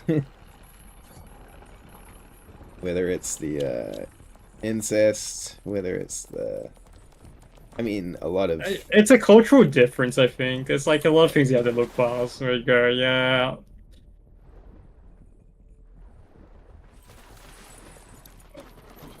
Well, This it's is- like a understandable. I'm just going to move on. Like, yeah. I know people like to complain about it, and I'm like, what are you gonna do? Make your own. If you don't like it, then just don't watch it. You know, understandable. Nobody's gonna yell at you for it. You know, there's Yeah, just don't take it away countless- from me, though. It's good, kind of Yeah, thing. exactly. It's like there's countless shows in which high school girls are like sexualized, and it's like, yeah, and, you know, it's what it is. Yeah. I don't know. I think I read this article once. And it's like why we need to defend problematic media. It's like It's like at a certain point, it's like these topics are important to discuss, and by not consuming them, you don't ever question stuff. And I'm like, yeah, I guess.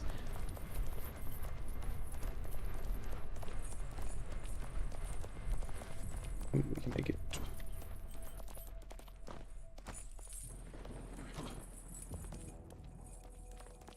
Because it's also like one of my other favorite. Oh, this is more to read than to watch, but is Negima, Oh, thank you. and it's like fucking like 10-year-old, right, with like late middle school guys. I'm trying to remember how old they are, but yeah, it's like It's like a teacher for, isn't it? Like, yeah, he's like and he's the teacher, but yeah, and it's like, there's a lot of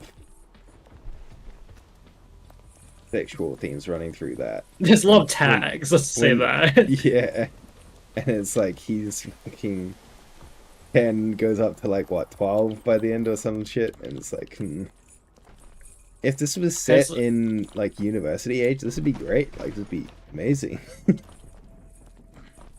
It's just, I think it's more like, Amy says it's because of the whole, like, people treat cartoons and anime and stuff like kid stuff, and that sort of thing doesn't help. And that's why they keep saying in high school, because it's like, oh yeah, it's for that demographic of teenagers, kids, and stuff. And it's like, if you know, like, oh, shonen is like meant to be boy. And it's like young male. Yeah. And it's a majority thing, but people will keep forgetting there's like seinen and girl, which is a thing. But people will keep forgetting there's like seinen and girl, which is true. And if you actually like pay attention to what comes out in those magazines, you find really interesting anime, like manga anime, which is more adult theme. But let's be honest, most adults also want the pew pew and yell at kami kami kami. Yeah. Like, man, our generations just never grew up. That's why. So we still enjoy the same games. We still enjoy the same shows. Doesn't matter that we're older. I know that's a good thing, but it's also like, I also get it. Because someone in defense of like anime and all that stuff, the answer is, aren't people also addicted to sport teams? And if we're talking about things being childish, it's like, yeah, people are very nationalistic, and that's kind of childish, but also like, yeah, maybe the reality is a lot of people are just immature. Yeah. And if we want to talk about the most immature person, that would be our, not our president.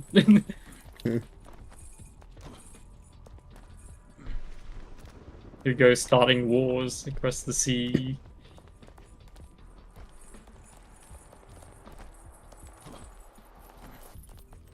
And I know people are going to defend him, like saying, "Oh, but he hasn't mature." Like, there's adult reasons why he's doing it, and then when you dig down, you're like, "That is the most stupid reason to start a war." If you didn't know, like, apparently Trump started the Iran war because Netanyahu showed him a PowerPoint deck,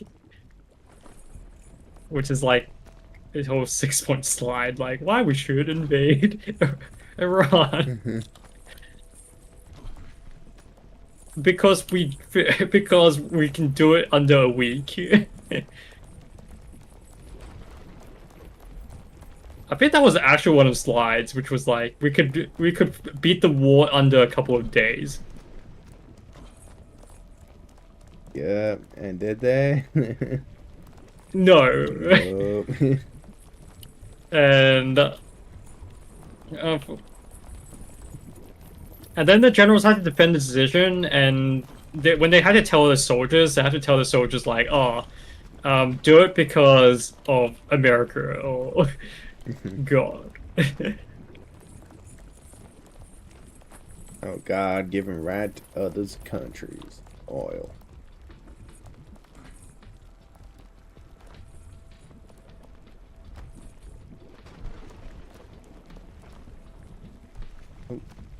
See, I wait so we don't get into trampoline. Mmm. Trampoline monkey Trampoline business. hell.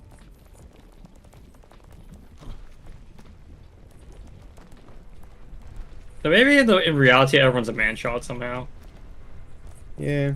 I mean, you know what they say, boys. Oh, I'm sorry, we're not going this way, are we?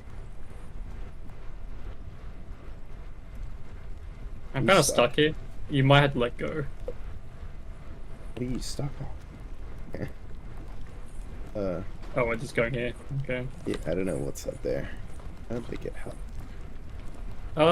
I mean, watching the other person stream, that's a harder way to get up there. That's what it is. Yeah. What it looks like.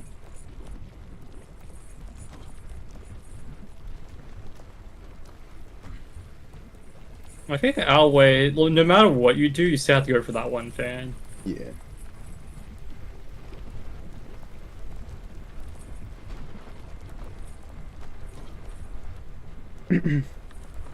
I do wonder if there's a skip that we don't know about.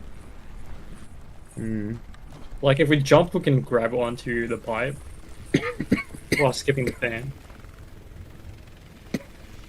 Maybe.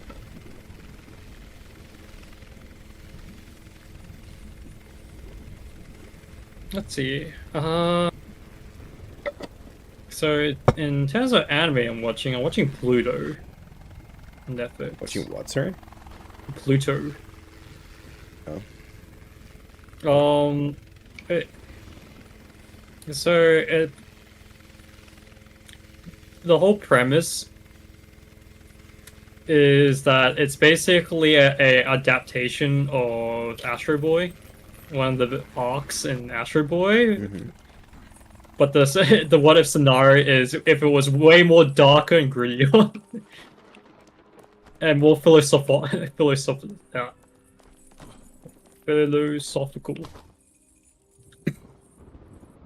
Never watched Getting that. tongue tied today. Neither have I. Are you... Go back, go back, go back. That was on you, man. I mean, you weren't going anywhere, brother. I had to... Oh, my lord. Okay, that one's on me. I don't know. I feel like that was on you. Wait for your sorry ass. Yeah.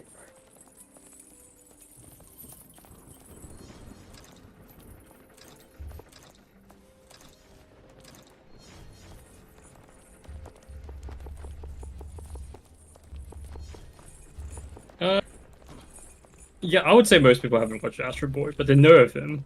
Yeah.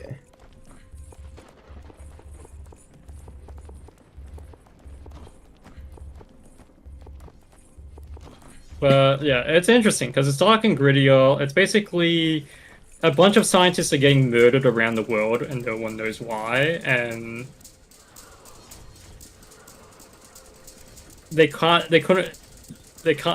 basically say, oh, it's not done by a human but by a robot, but because it's done by a robot, it breaks the whole rule that robots can't kill.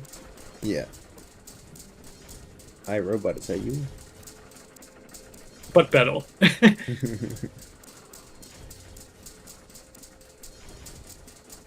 But like, essentially the argument is because it can kill, if a robot could kill humans, it becomes more human than a robot. And then the other day I found out what robot actually means, which robot is just another language for slave. I've had...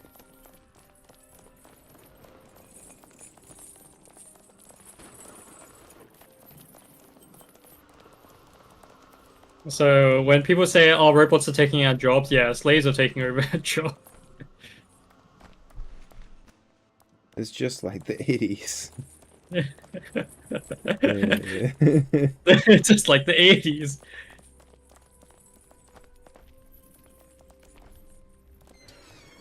I can't wait till the robots revolt. The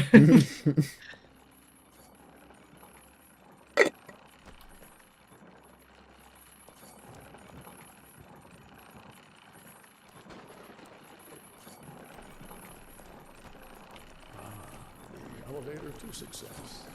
So, do you truly think luck is on your side today? Don't be delusional. I ever watch waiting for your slightest misstep. My patience is legendary. I mean, I was so surprised reading it because there's a lot of things which I think they talk about, which is For soon it kind of relevant now. sight after And this was made before Gen AI. Like, there was a whole episode dedicated to, like, a musician that beats up a robot for trying to learn a piano. Hmm.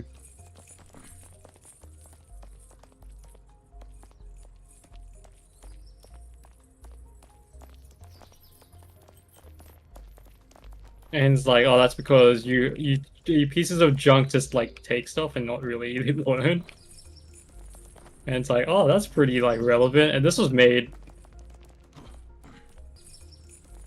And it's like, oh, that's pretty, like, relevant. And this was made... Not recently. It's like 2000-ish? Like a while back? Yeah. It reminds me of Kojima, because, like, Kojima predicted so much in Metal Gear before it happened.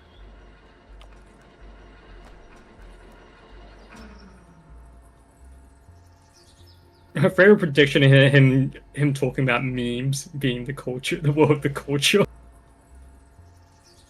Her favorite prediction is him talking about memes being the culture, the world of the culture.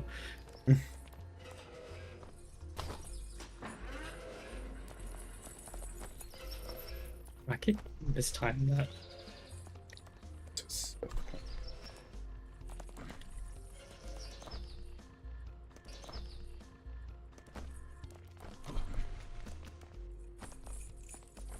Just like The Simpsons, for real, for real. Yeah, predicting Donald Trump being president? I don't think they even thought about that. I think they just jokingly said, oh, it would be really funny if he became president.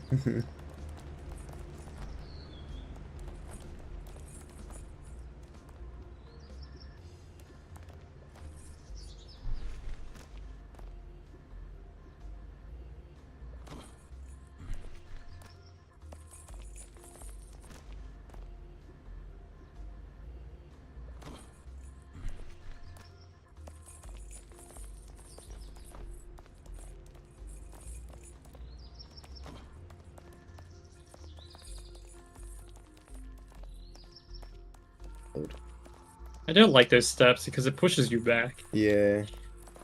An annoying little corner.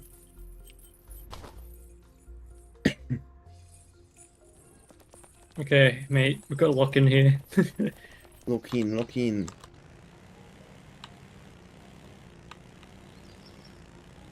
I was watching that one person play through Chain together with that one other person. Did it infuriate you that it took them like a whole hour, 10 minutes to get that far? I didn't watch for an hour, 10 minutes. Oh, you mean to get that? Yeah, I mean, that's kind of expected if it's their first time playing. Oh my god, where are you going? Okay. Oh, I tried to go for it.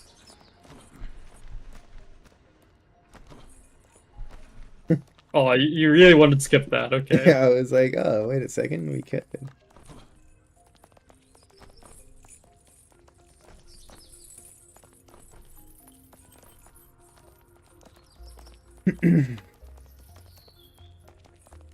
Some things just do be a little infuriating though when you've done them enough times. Oh lord. Oh lord. Okay. I can do this. You can run it. Yeah. Oh my god. Why does it feel so much heavier than the last time? Okay.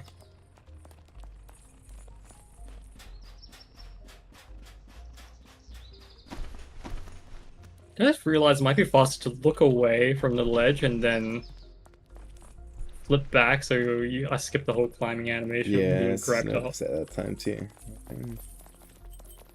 Depends, because some of them you get stuck on the edge while being pulled. You just can't go anywhere. But Not this bit.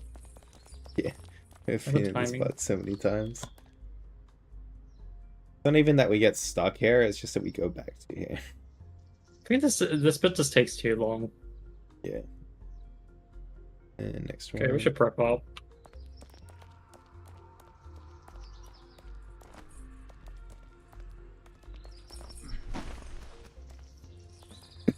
Nice. Clean.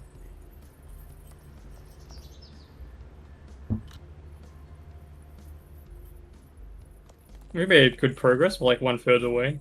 Yeah.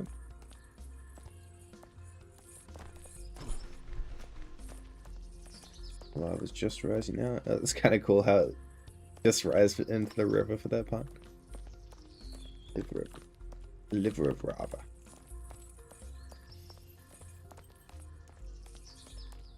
A lot of it's probably just a plane that's scaled really high and just one texture map, and they just increase it. Yeah.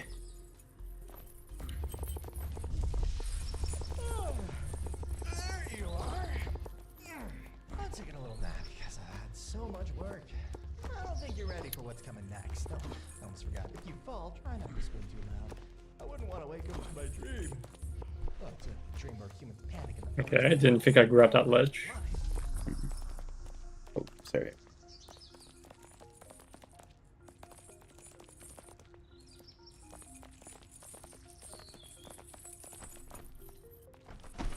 Yeah. The first of these beams. These beams just suck. Yeah. If in doubt, jump on the pushed side. And I want to make it up to the higher levels. Yeah. I'm getting tired. Yeah, of we the probably same we need obstacles. practice of the higher levels, to be Yeah. honest. I have a feeling that we're gonna like crumble under under some like tall levels just because we haven't tried. We haven't played much of it. Yeah. Because we're getting like overly more confident on the bottom parts. Yeah. Played these so many times.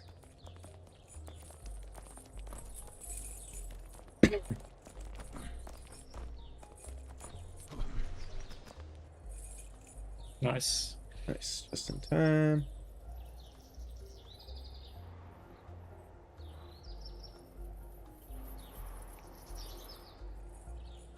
Is there any franchise you would get into in terms of anything?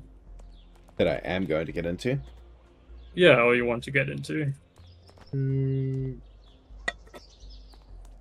Franchise. What? How did you get I want to start playing Riftbound. dozed off? Riftbound? Mistake. Yeah, it's the League of Legends card game. It came out last year, I think. Your little adventures I've been too about poor to get any cards, sadly. nightmare. That game's actually, Have some fun. if you know what you're doing, it's actually a pretty good investment these days. You're saying it as if it's like crypto or something. Yeah, I mean, look, if you just do like all the kids do and you just buy Pokemon packs for like $10, do like all the kids do and you just buy Pokemon packs for like $10 each and you get $1 reward from your big hit, that ain't making money. But for instance, when the One Piece card game came out, already I was like, this first set in like 10 years is gonna be worth like 4 times what it is now. You get like a box of it. Unfortunately, I was also too poor to get a box of it then, and it's worth about 4 times what it was. So I'm like, I knew I was going to be, I just couldn't set myself up. But yeah, it's like, I just imagine those people going through Magic of the Gathering. They're like, oh yeah, I had this card when I was a young age, and then Yeah. they're like keeping it, and then didn't realize it's like worth millions. yep. Why not? I mean, the famous one is the but Black yeah, Lotus one. Yeah. Oh crap! You fucking. I mistimed what I need to do there. But yeah, no, I. I mistimed what I need to do there. But yeah, no, I actually know a guy who had magic cards, and when he found out my family played them, he was like, "Oh, I'll go and dig them out," and then he's like, "They're all gone," and who knows what happened to them. But yeah, for sure, there's people sitting on like thousands of dollars, probably worth somewhere locked away.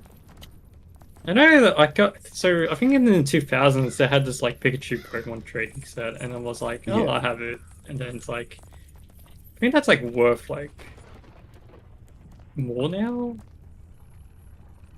As last time I checked, it's like some now. As last time I checked, it's like some people are trying to buy for 10 times the value of when we bought it. Yeah. I have some of the old Pikachu cards that are worth like probably 100 or close to, but I don't know if I have legitimate versions of because there's a lot of fake cards going around back in the day. There was a video of someone test. There was a video of someone testing a card maker that makes actual official like Pokemon cards, and they had to test whether they can figure out which one's the like counterfeit cards. Oh my god! Yeah, I didn't catch I you. off that one.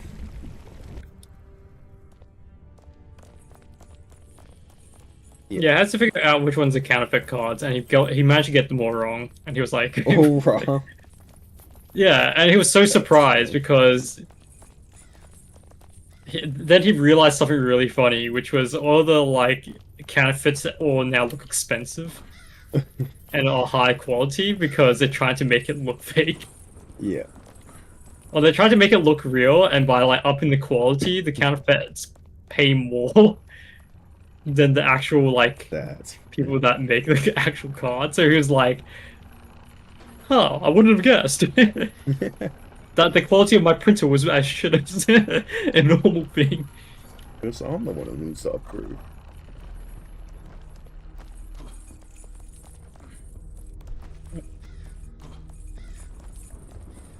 Because I feel like counterfeit ones now, it's like they add a lot of expensive foil and stuff to it to make it look legit. Aye. But the thing is, they overdo it so much that he thought it was real. Mind you, it depends. If he just owns the place that prints it, then I can see that. I assume they have QC. Well, the if the official QC like guys Pokemon ones. Yeah. failed the checks, then that would be concerning. Well, I was eyeballing it, so. Yeah.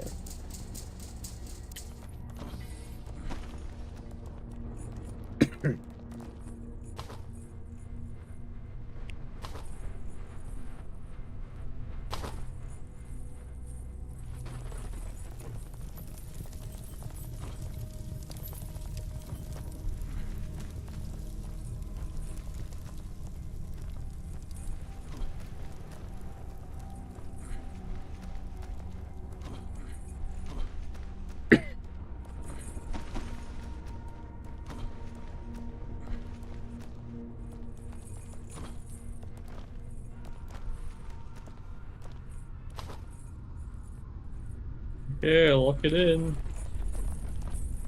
Ka-ching. Yeah, no other franchises that I can think of really that I'm getting into. Like a couple of indie things here and there, but yeah.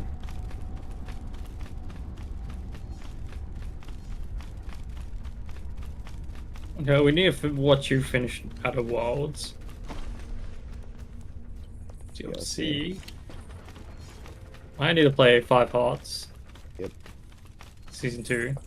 Wait, we didn't have time for that? It's not.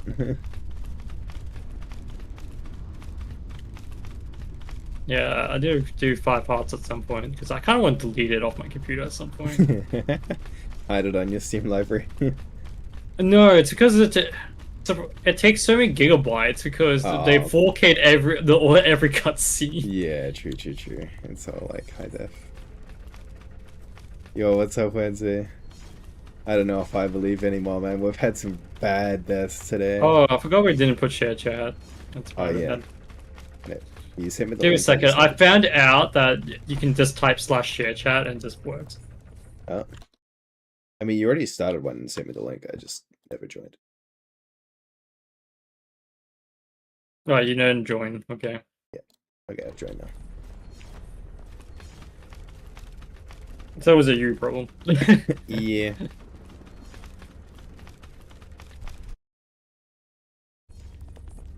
Oopsie. You okay, buddy? Yeah. I'm just dying. You have your camera on? Honestly, I considered not having my camera on today. I was like, I was like, do you what? oh, okay. Okay, I don't know where this leads to. Yep.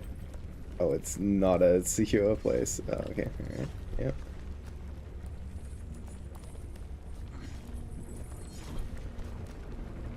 Okay. Oh my god. Okay. Alright, bet. Round 2. Yeah, I was like, I could just pull up an image of Bulbasaur and chuck it, but one thing, I don't know if I'll get in trouble for using Bulbasaur as my avatar. And then the other thing is like, it's not as if I look like shit. Like I kind of do, but that's just.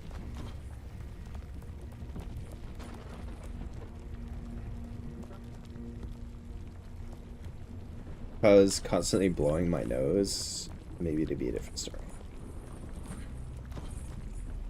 Yeah, we need a third person to torture in this game.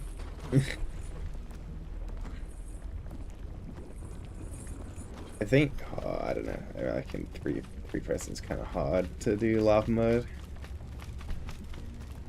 That's why a lot of people try and do solo. Yeah, that's why I run solos. And you...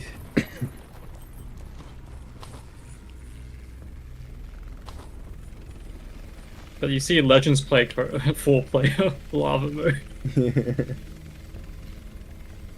Wait, let me I'll check with Reiki if he wants to do a day next week sometime. Like the solo speedruns.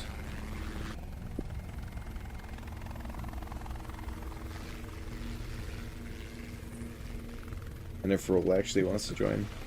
I don't know if he will, but Should we do like one where it's like we give ourselves 2 hours and we see who can reach the highest point? yeah, that's like good. Although I mean, Because at least it gives like retries and stuff like that. yeah, I was gonna say maybe we could do more than 2 hours. Maybe we could do 3 hours because like 2 hours is like you don't really have time to finish it in then that span of time. Well, it takes 1 hour 40 minutes. 50? Yeah, that's what I'm saying. So like, you can finish it if you do it perfect, but Yeah, but we're doing lava mode, right? yeah. That's only enough for like 2 runs. If you drop from the top bit.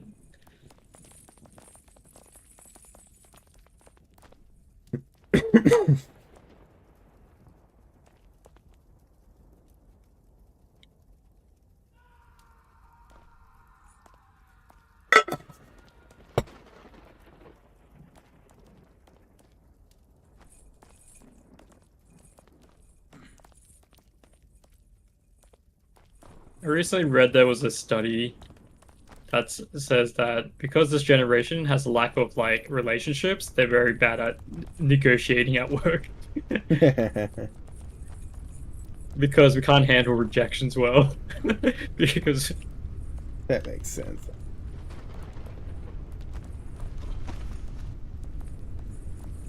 What even is negotiation? Oh, why do you do shit, that? Check that. Check that tech Why out. do you play that risky game? Come on, man. It's never failed us. What the fuck? Okay. What the? You can die first. Look, that wasn't the issue of the strat, okay? For some reason, I just got yanked down extremely hard once I climbed up. I know, man. I just saw you fly. It's never failed. Trust.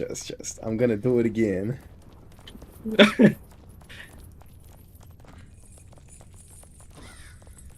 I reckon that's how you actually speedrun this game. You abuse the chain. Poor man closed loop. That's a cheat. That would be such a nightmare. I feel like the first time I played this, we actually did close chain. Which kind of makes you play more, like, in tune with each other, I guess. But...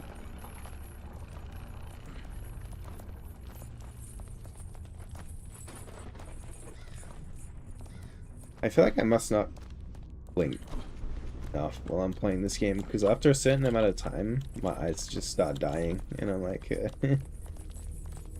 This game causes eye strain because of the graphics. I mean, probably that too. They tried considering turning the graphics into low. That'd be worse, surely.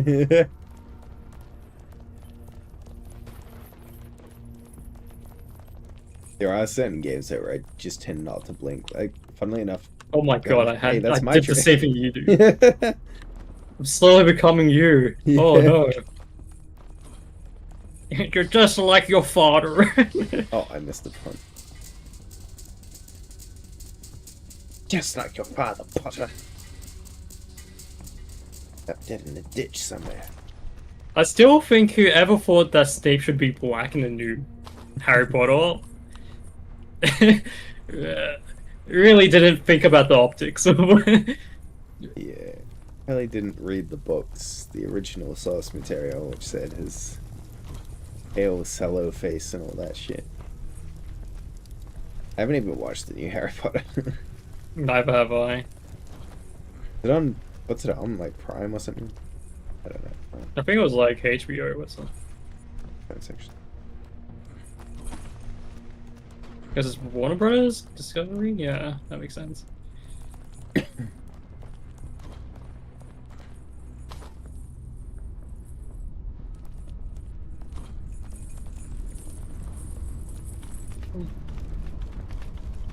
I do wonder what J.K. Rowling's whole plan was for the movies. The Wizarding World with the whole Fantastic Beast. Because originally it was like meant to be like a 5 to 7 movie deal, and I think they only released, yeah, like they only released 4 until the whole thing. I think 3? 3? I think it's Or only 4? 3, right? Yeah. Let me remind myself. There was Fantastic Beasts and Where to Find Them. Then I just remember Crimes of Grindelwald. Yeah, that's the only one I remember too, but I'm sure there's one in between. Then I just remember Crimes of Grindelwald. Yeah, that's the only one I remember too, but I'm sure there's one in between. Was there one in between? Yeah, Secrets of Dumbledore, was it? I don't think so. I have to go and check, but...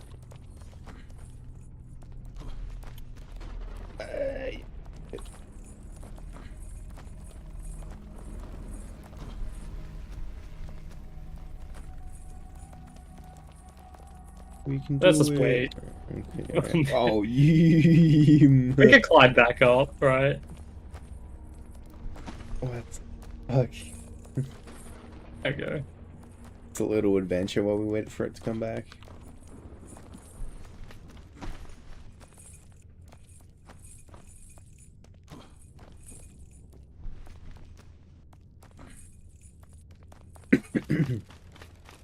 Because I only watched the first Fantastic Beasts, I couldn't be bothered, but I kept hearing how the second, third one did. Yeah, I don't know. It was... I think it was a good idea to have another story in that world, because it was such a good world. But... yeah, I don't know. Well, I didn't particularly connect with the main character that much, or like any of the characters. So like, I definitely kind of did. yeah, he was kind of a nothing character, really. I think it's because Harry Potter himself feels like an isekai character. Like you kind of relate to him. Very But true. then when it comes to like Newt, like he already graduated, was a genius of his class. Yeah, That he's such an oddball. Like you're like, okay, I can't relate to you. yeah.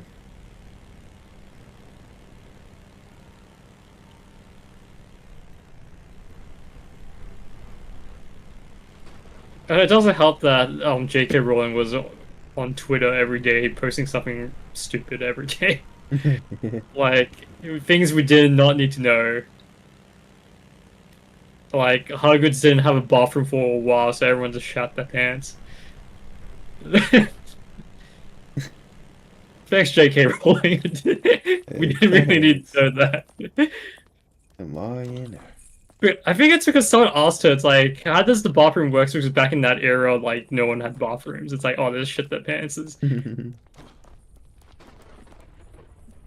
And then she keeps answering dumb questions like, oh, I was a Jewish student. And then that's when she's like, oh, yeah, there was this kid which had the last name of Goldstein. And she's like, oh, I was a Jewish student. And then that's when she's like, oh, yeah, there was this kid which had the last name of Goldstein. It's like, yeah.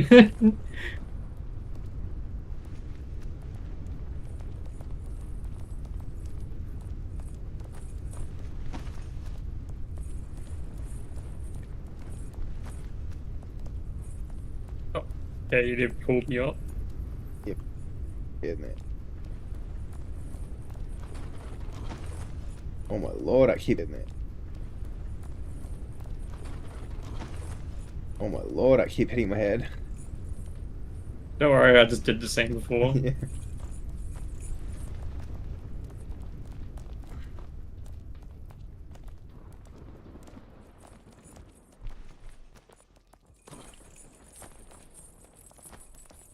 Yeah.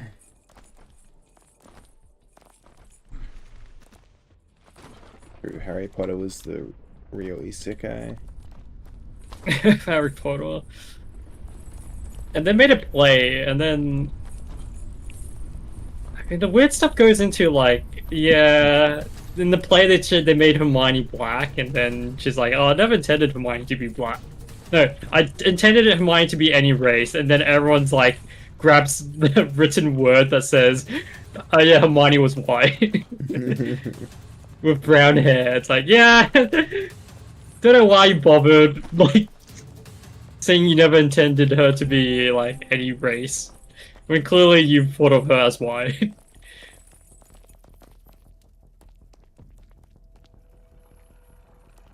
That's And the honestly, issue with bringing literary works to life, though. You know, it's just in your imagination. It's actually quite funny. You know Terry Pratchett, the Discworld series? The what? The World of Discworld. Do you know that? Like by Terry Pratchett? Oh, I think I heard of it. Oh, okay, yeah. He basically said his characters. He didn't really want it to become a movie or a series or anything because he wants people to bring up their own Imagine. image of what the characters look like while they're reading it, not to be like connected to some kind of actual character or anything. And that's also why he doesn't really have illustrations in his book. I think it reminds me of Scott Pilgrim when they made the Hollywood adaptation of it. And the comic book writer was just like, oh, now seeing it on like movie screens, I didn't realize how much the cast is white, is what he said. Because if you don't know, the person that wrote Scott Pilgrim is, I think, is half Asian, or... Yeah, he's like half Asian, half white. And so he's like, I never realized how white my cast is. Yeah, everything just was back in the day, you know? Back in the better days. Including Dragon Ball. Uh, Dragon Ball, where they made Yeah. the whole movie all white people and one Asian person.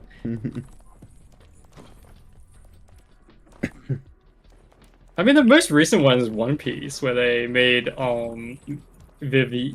Princess Vivi as black. Yeah, but I mean, she's from a desert country, so kind of. Yeah, but then why would you draw her manga character white then? You can't. And Oda's like, oh yeah, no, she can be black. It's like, yeah, yeah, it makes sense, yeah, but it's like very hard to unsee the fact that Yeah. you didn't really intentionally thought that when you designed her the first time. I mean, like I'll tell you, if I was to write a manga, right, or like to draw a manga, I wouldn't intentionally think of anyone as any race in particular. Yeah, but I mean, And, some like, characters in One Piece is clearly black, right?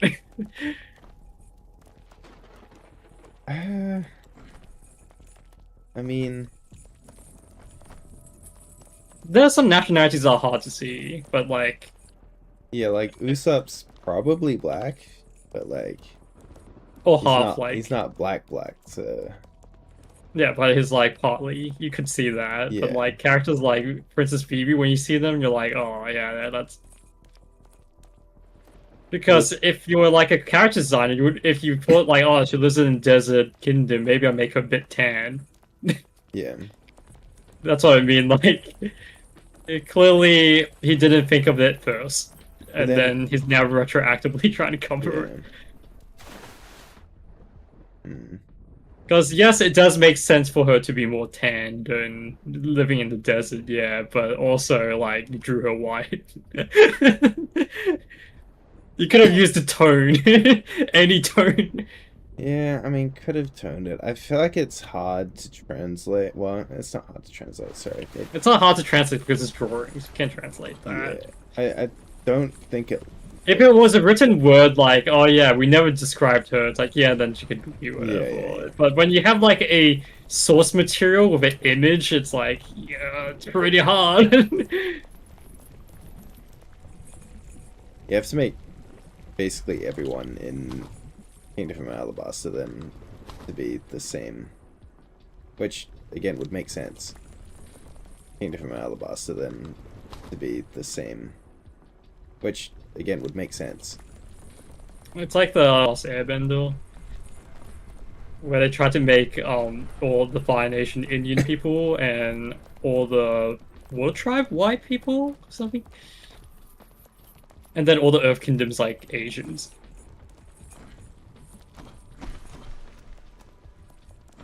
But then everyone's like, that's kind of like pretty culturally inappropriate.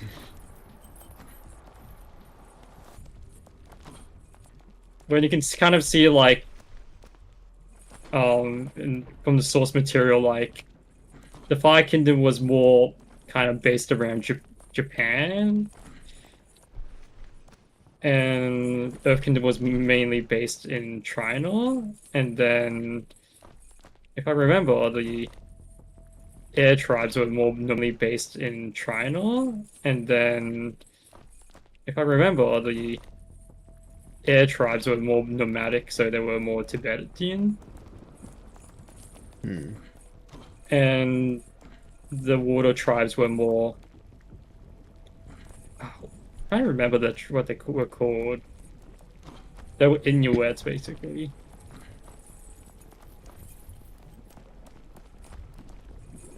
But they were all Asians, basically. Yeah.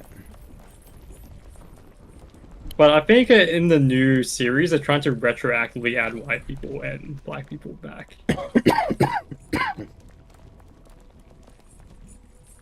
I mean, that's also kind of And the reality of the acting scene there, right? It's like...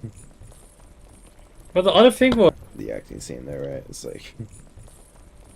But the other thing was that I think I heard a lot of drama about the recent series.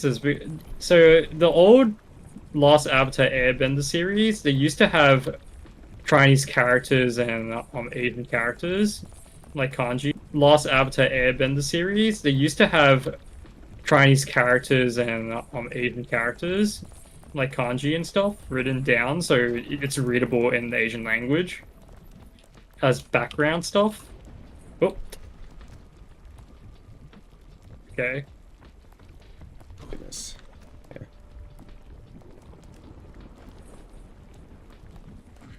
Oh, I'm Nope. climbing. I didn't notice you fell. Okay, that's really hard to do. Oh, okay, got it. Less. All right. Yep. Go.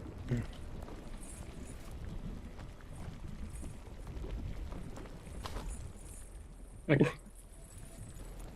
But yeah, they recently had an announcement that says all the language in Avatar is now called Avatar Italian is or something like really Huh? dumb. Okay. Basically, they say, "Oh yeah, Avatar will be using its own unique language," and everyone's like, "Okay, sure, buddy," but your original series didn't intend to have that in the first place, Mm. and now you're retroactively doing it.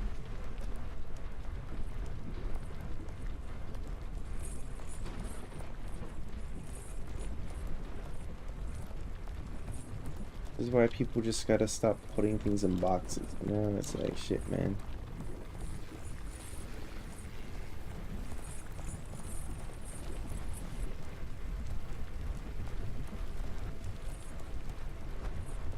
I mean, I'm interested if they go. You know how they've been doing all the remakes for the Resident Evil games? Yeah. Not that I Everyone's played been any. like, I wonder how they're going to do 5, which is based in, I think, South Africa, so there's a lot of black, like, people to shoot. Which it was its own controversy when it first came out, which is like, oh, it's a bunch of white characters in South Africa shooting like zombies. Ah, yes. And now that like it's society, like we're living at 2026 and everything has to seem progressive, I have no idea how that's gonna work. It's Yeah, gonna it'd be remake it at interesting. all. But to truth be told, if they remake it, it'd be really funny.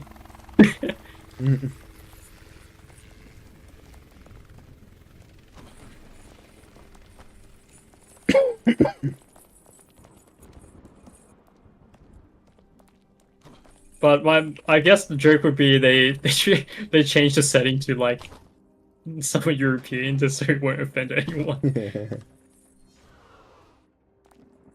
Same story, just Okay, somehow holy crap, man. I just slowly melted into the ground.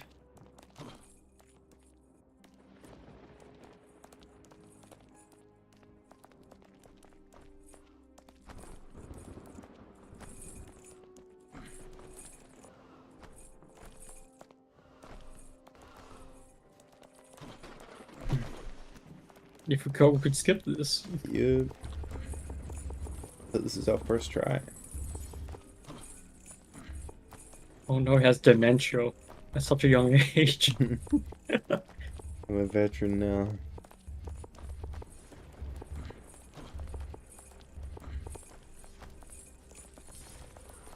Ugh. I sent a job application to my old workplace just to see if I can get in. Yeah. And it's like, do you have your old employee ID? I'm like, what? Huh? Huh? What, can I just walk back in the door? Like, what?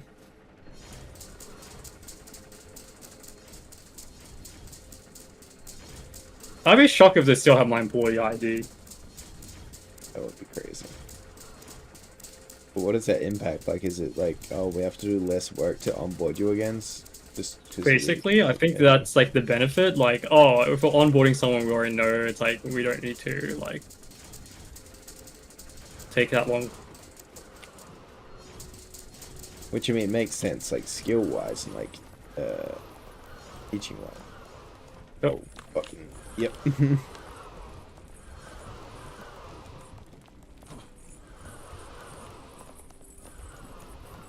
it's called brake checking.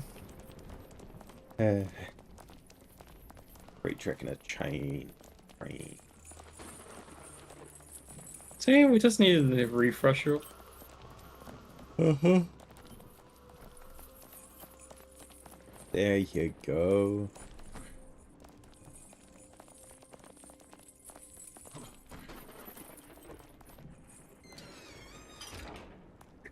Oh, this is gonna be a short stream for me there. What if we teach you how to double? What if we add double jump in the off?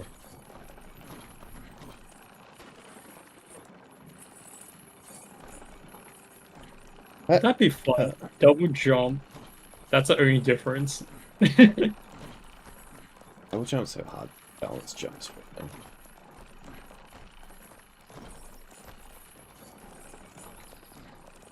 But you made the first level just like you can just do single jumps to beat it, and then you then do double jumps in the second level, like all the mostly require double jumping, and then you mix match them. Yeah.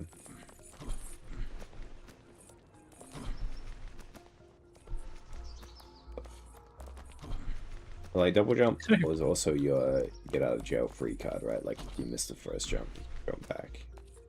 Yeah, but people think it's like only for that, and then the second level comes in, and you're like, oh. Yeah. Then it becomes a torture device.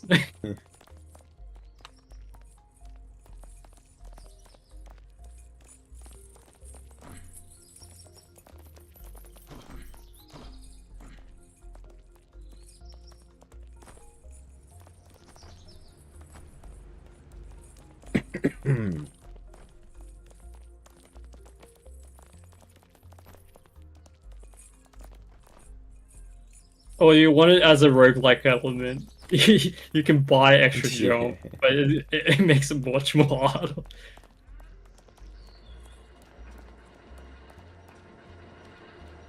That's how the 10 wings of horror. It's like, oh, it's like if you buy double jump, remove half the platforms. Ooh,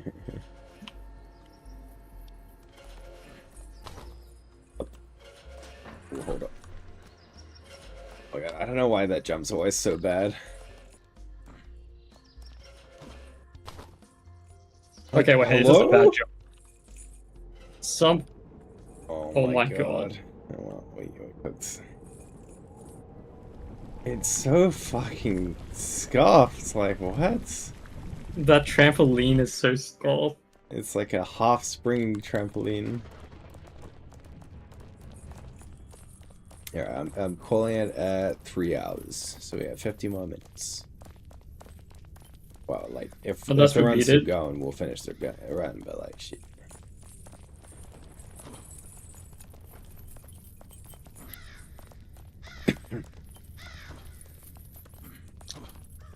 Gotta get my sleep in. I had a tournament this weekend. I just hope I'm not gonna get worse tomorrow. Hopefully, it's just a day thing.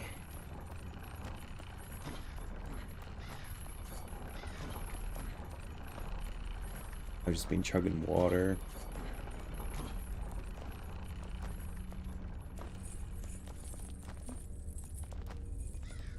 I'm going to blame the game for that death, that one. That trampoline should have worked. we tried like 3 times.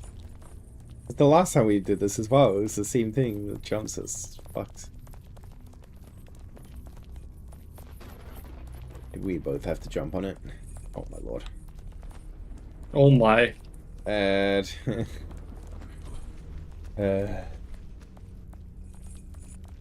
You need to take it. and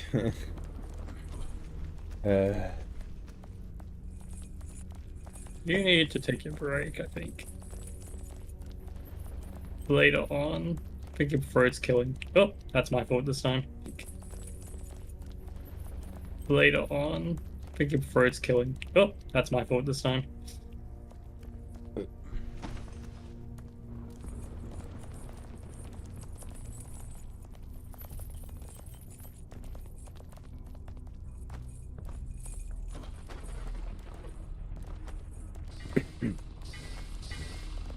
I feel like I need practice on the later levels. yeah. Maybe we should just go and do that difficulty analysis sometime, and we can practice the levels as we go as well. I reckon the only hard parts are like the last ride and the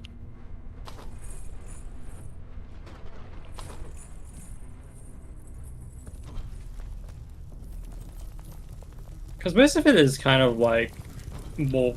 Oh my god, the space. Okay. Hey, this is how some of our best runs have started. Yeah. Falling like too small. That's alright. Yeah, there's not that many hard parts.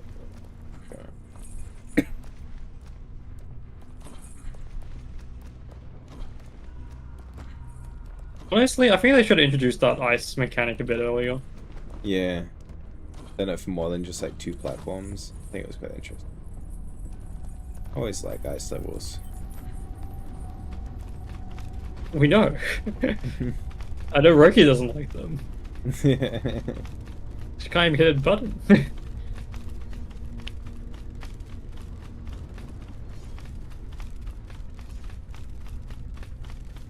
Just needs to go snowboarding more. Honestly, I think Crash Out Crew needed a bit more though. Yeah.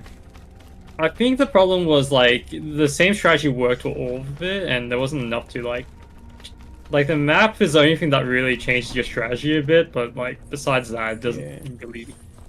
Like 60% of the items as well were fucking useless. Like, wow. I mean, they weren't useless. It's just really didn't need them. Like the leaf blower, the water balloons. There were so many things to clean up messes on the floor when. I think it was the problem is like when there's a currency, people sadly optimize, and when the optimization is the teleporter, then that's a big issue. Honestly, if they have the teleport be different, like currency or something else, then I think people would try out more of those items. But honestly, because supposedly the items are meant to be counterplay, but you only counterplay like not that many times. Yeah. Oh my god, a bit too slow. I was. Ugh. Yeah, I mean the hazards only go for 2 stages, and then they're done. You don't really need. I mean the hazards only go for 2 stages, and then they're done. You don't really need things anymore. Plus, yeah, I don't know.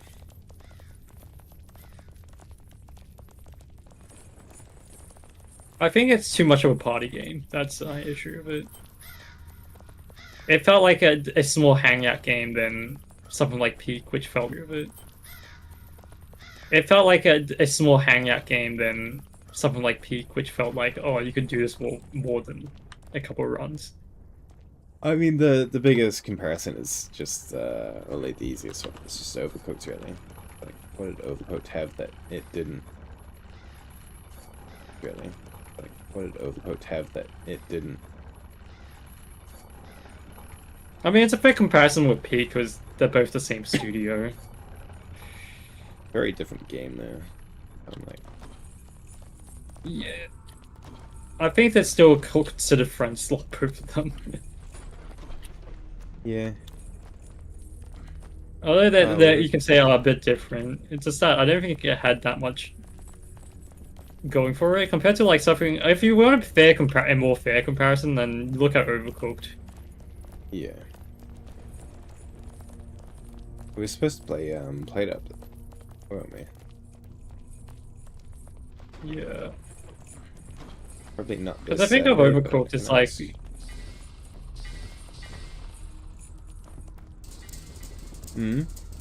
I think for Overcooked there was way more obstacles or stuff that gets in your way.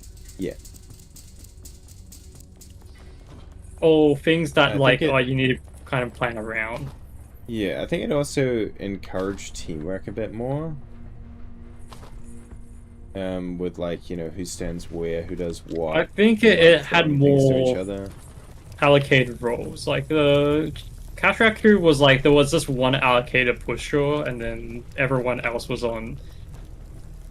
Either one is flexible, and the other one is. Yeah, the other one's on. Pusher like Paco. Oh my god. Okay, game. You do you.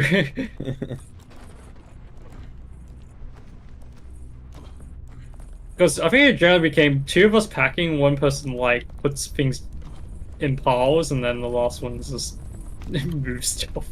Yeah. But in like And then once you get a TP, Overcooked, it's like there's you kind of had to always- rotate while people were doing other stuff. Yeah. You're forced to kind of change what you're doing. Yeah.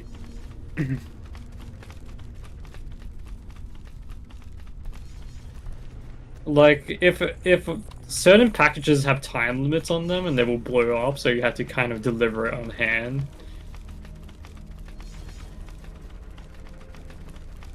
Or my way is if any package got destroyed or damaged, you can repair them. You have to use extra time to repair it. I think that would be much more. Is if any package got destroyed or damaged, you can repair them. You have to use extra time to repair it. I think that would be much more interesting. Hmm.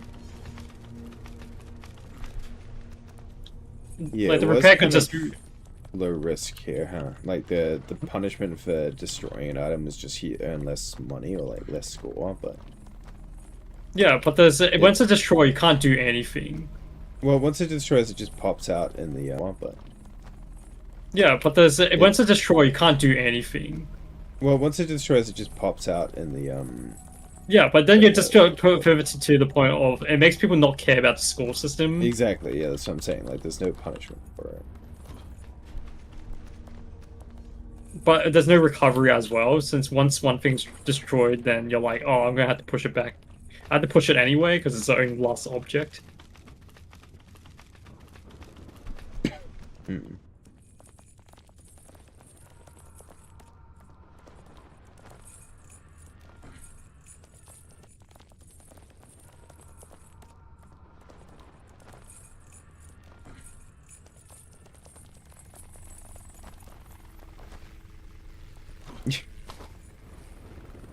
This game sometimes eats out inputs, and it's kind of ass. Yeah. Oh, shit. I do wonder if they're going to add more updates to Crash Out Crew, though. More updates? I wouldn't think they would. I wouldn't if I were them. I don't know what you'd do. Just make more peak updates. Yeah, just make more people. I mean, I guess you can still add, like, weeks and maybe occasional new items, but I don't know if it'd be worth investing a lot of time into.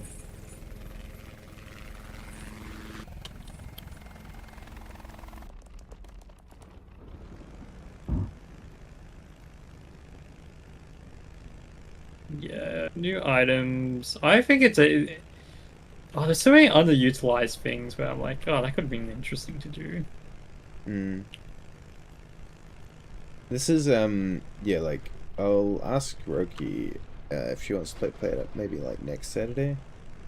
Play That is what? one thing that they did...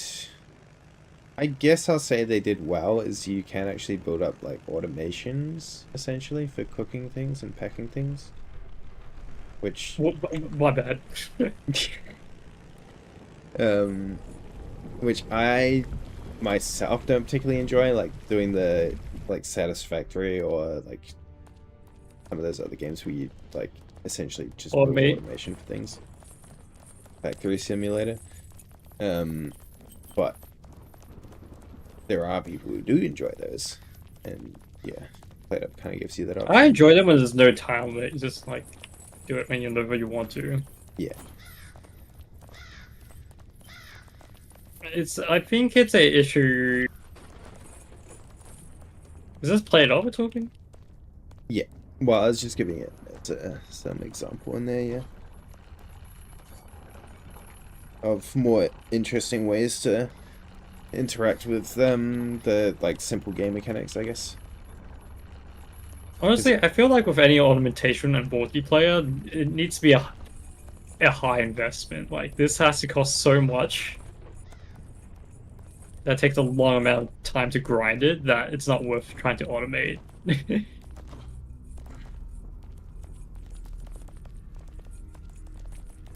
How do you mean? Like, That's what it should be. It becomes like a giant project to automate it, and the rewards is like that's the reward is just automating it. A giant project to automate it, and the rewards is like that's the reward is just automating it, but it takes time out.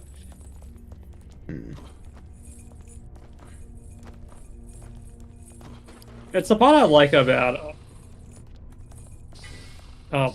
what? Somehow I teleported down here.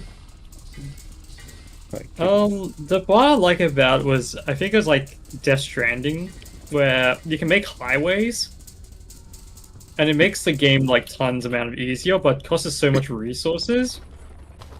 And the only way like you make it easier on the resource drain is just by like having your multiplayer turn on and slowly other people contribute to it until the highway is like completed in your own game. And that reward once you finish the highway is so rewarding when you like can optimize a couple of like orders. But you're still having to drive and still do stuff, so it always feels rewarding after you finish it. And it doesn't solve like 100% of your problems because there are like post boxes and people in like mountains, so you have to make zip lines. Right. But then you got orders that take time, so you're like you realize zip lines take too long to travel sometimes, especially going uphill. So it becomes a geography challenge of like, how do I optimize your zip line so you can make the deadline? And then, if it's not fast enough, could I take the highway that took hours to make?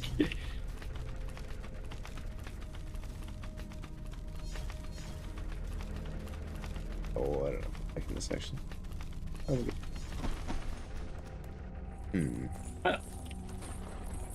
I do like things that kind of do that, where like partway through you get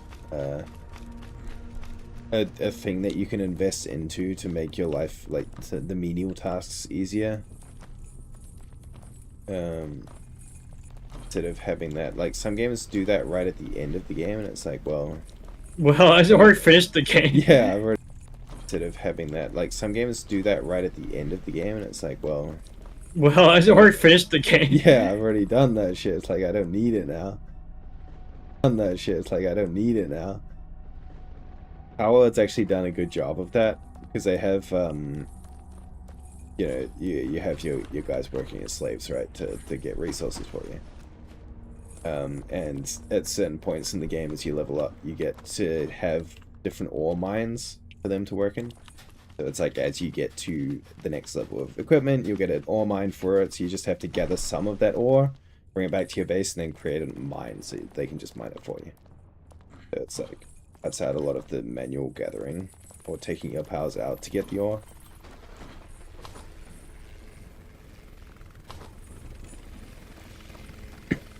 I'm trying to think of like other good kind of grinds. Because I remember like Minecraft became a game of like, how do I make a creeper mine? Just things that kill you can get experience of. Yeah. But I've kind of felt like that game was optimizing the fun a bit too much.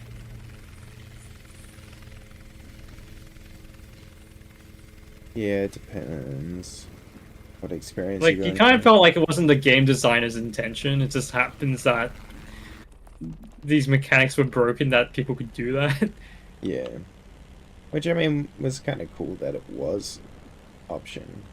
I don't think it was ever intended to be. It would have been crazy if it was. At least one of the XP farms I've seen.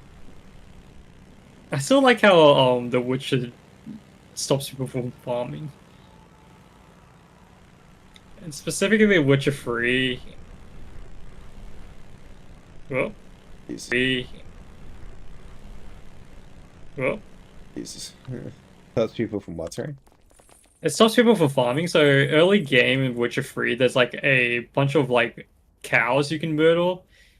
from the farm, and if you murder the farm in Witcher 3, there's like a bunch of like cows you can murder from the farm, and if you murder the farm, you can kind of grind them for money and sell their pellet early game, and the game developers didn't know about that. But then they watched people do it, and then they added a patch where it summons one of the hardest bosses in the game. What the fuck? Okay.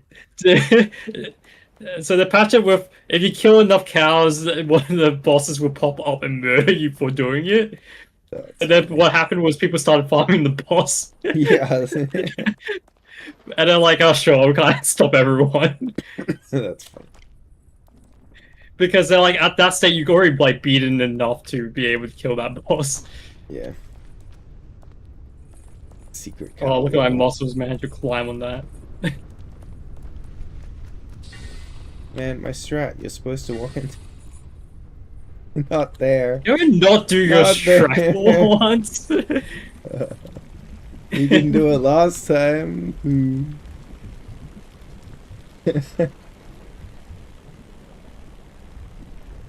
It's farming for engagement. It's trying to trigger me.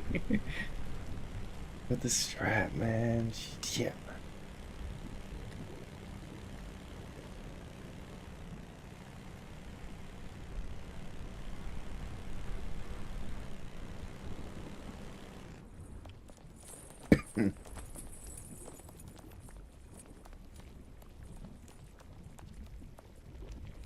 As one game developer would go, if given the choice, players will optimize the fun.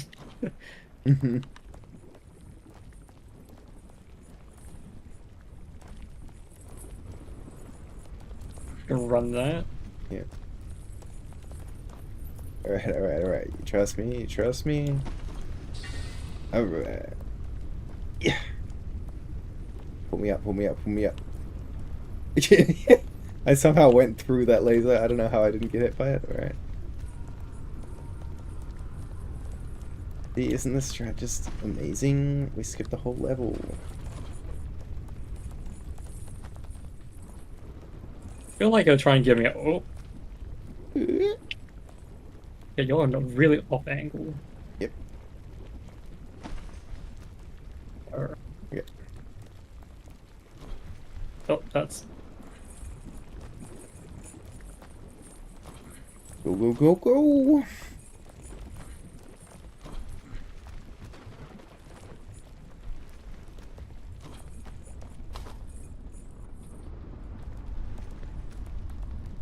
Yeah.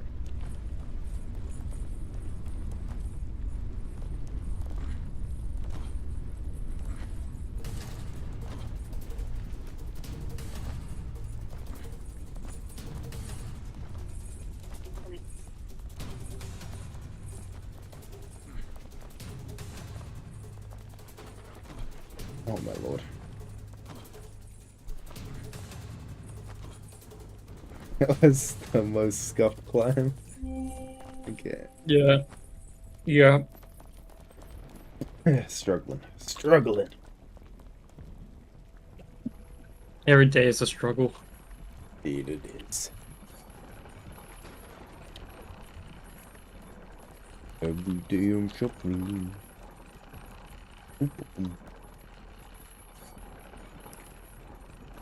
When was the last time you were raided by someone that's not from this friend circle? Never? Yeah.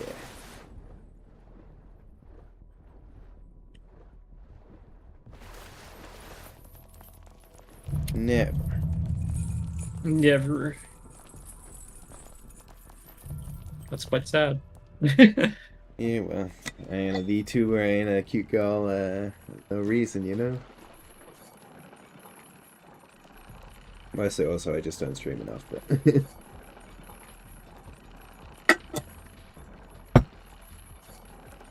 Don't you have like your hours to meet though? I do. But that's only been this month that I've started that, so... How many hours per month? 60. 60? Yeah. I'll be at like 14 after this, which is essentially a week in. Not bad, honestly. Okay, that was...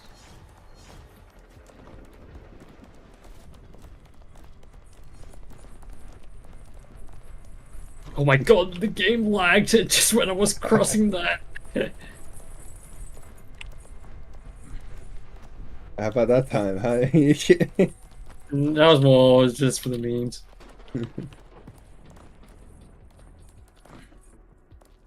Hmm.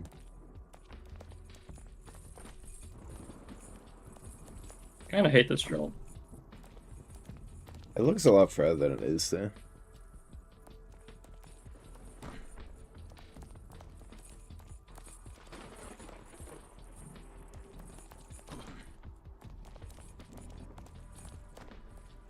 You have stuff on tomorrow? I have table tennis in the evening. If I'm going You can to. do it while still free. We'll see. We'll see how I feel tomorrow. I'm usually the one that runs it, but I can ask a guy to do it if I don't.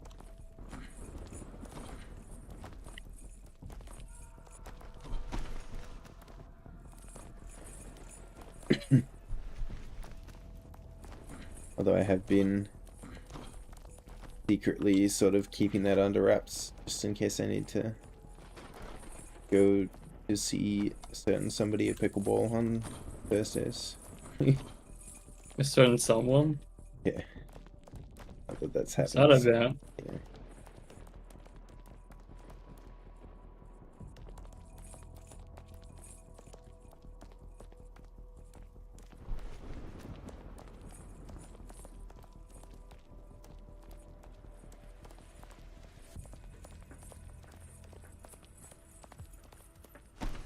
Oop.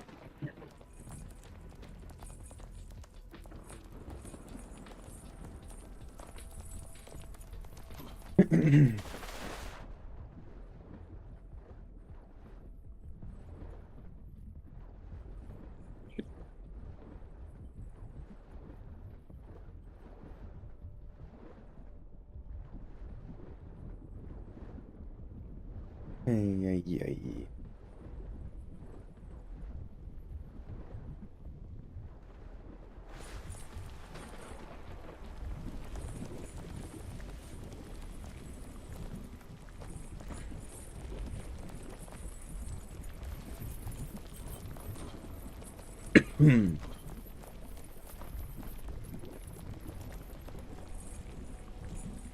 Just gotta do this and not. We can do this with zero comms. Yeah. I mean, these early levels we've done so many times that we just know exactly what we're doing. Mostly what we're doing. I try. I try. I try. We both try. Yeah.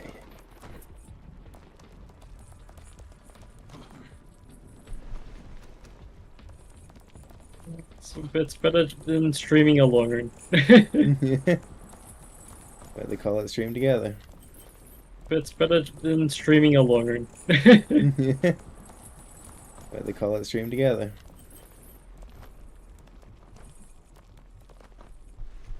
I feel like if I stream alone, it's more art stream stuff. I feel like if I stream alone, it's more art stream stuff. You vibe like. Oh my lord. Kind of depressing to stream alone if you don't have any watching. So, kind of like. You know what? The only like good thing about streaming alone is that you know that it's hurting Amazon Jeff Bezos' wallet every time you do it.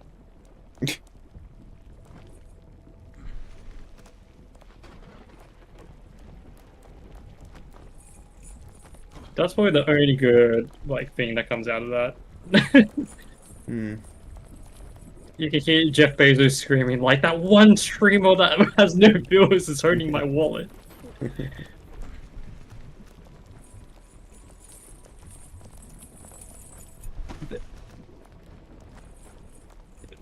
This is my call to action for everyone. Stream to the audience of 0 so you can help Jeff Bezos. So you can pull down capitalism a bit.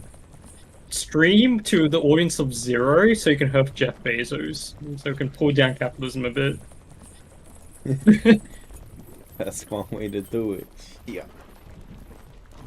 If people want to revolt against capitalism, have everyone stream at the same time. That's one way to do it. Yeah. If people want to revolt against capitalism, have everyone stream at the same time, and not watch each other. We can do it. We the people can revolt, and we can bring Twitch down. DDoS the Amazon servers, is that what you're saying? Yeah. Servers. If you hate kick as well, you can do that. Oh, Oh? I over-adjusted. Ran off backwards. I was meant to adjust the air stuff, but then I think I Yeah. hit the column. Those freaking smooth platforms again. It's definitely like a 4 maybe on the difficulty scale compared to the, like, it's these rest like 1 and 2 obstacles. At least you don't slide off, like. Yeah, yeah, I mean, there's a decent size platform in the middle to stand on. Some of it you just slide off them.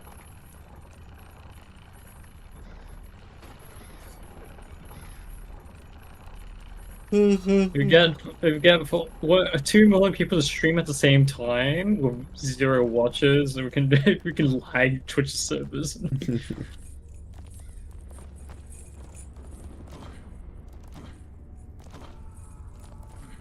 I ever joined like a boycott movement because of something really dumb. No. What the frig? That was an interesting one. Okay. They're gonna let me pull? Okay.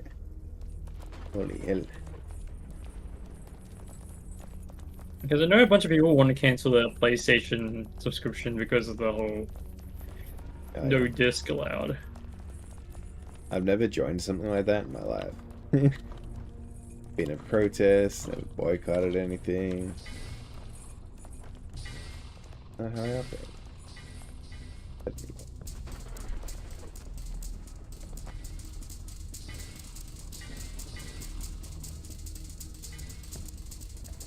I just take things lying down. Probably should complain about things sometimes, but you know. We complain but never join a protest. Yeah, I just complain individually to people. Oh, I thought you. It somehow just slipped off. Yeah.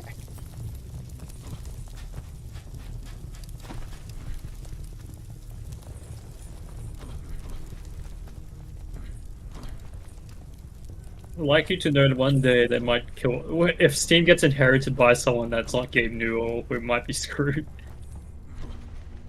That's not what's her? Gabe Newell, who's the CEO of Valve. Like, if he passes away and some business person comes in, we're screwed. Hmm. Because the only way Valve is surviving is because Gabe Newell hasn't, like, pulled anything dumb. What you're saying is we gotta learn now how to take out the Steam check from our games so we can run them offline. I mean, the only company that is doing stuff like that is GOG. Because every game there is like DRM free, so even if they take away the license, you can still have the download executable file. Valve doesn't have that security, but like, if any day Valve decided to pull a no you don't movement, there will be a lot of violence. Yep. But it's like Not from me, realistic, but not from probably paid. people protesting. Yeah. I'll lose like everything if I pull something like that. Well, the funny thing is, apparently China has more security in terms of like account stuff, digital accounting. Because if, for example, you pass away, your kids can inherit your gacha account. Is the new law that they introduced. So, family members can now inherit like your gacha accounts. Is something that happened in China. It's so strange, but just kind of It makes sense, but such a niche thing. yeah. It's like what's the word? Like a sign of our time kind of thing. Like I don't know what the turn of phrase I'm looking for is, but yeah, that seems about right. Honestly, it's one of those laws that feel like it's kind of fair in terms of how people think about digital content. I mean, wait, like realistically, in somewhere like here or us, you know, which doesn't, I assume, have that law. Like, what are they gonna do? They take away your whole account and all the money you put How are into they it. gonna know? What do you mean, how they gonna know? Well, like, if somebody dies, Let's say it's Steam account, because that's an example of a digital account. Like, if you pass away, because could your brother inherit your like Steam account? hmm. Now, Well, when you say inherit, you mean just like they have the login to the account and they can play it, or their characters go to your account? everything like Everything. Wait, so like for the China example, like you know, for all if those you're- characters you rolled for, like yeah, they go. so those characters will transfer to their children's account. Not Yeah, or they have I think they have just the account, like the account's given. They're still a separate account, but they have access to it. okay. Yeah. So how was like what? How are they gonna stop people from doing that anyway? It's like they don't have.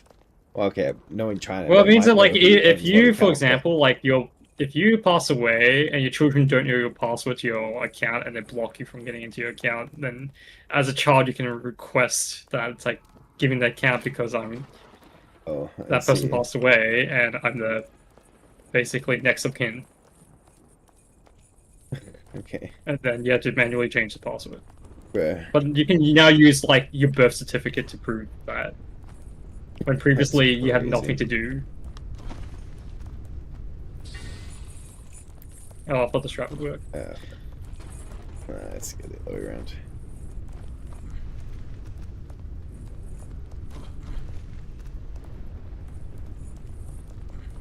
And I guess that can also work with Steam. It's like if you pass away, could your brother inherit your whole Steam account? Yeah. But I mean, realistically, you just leave your password in your will, right? Would you leave your password with your brother?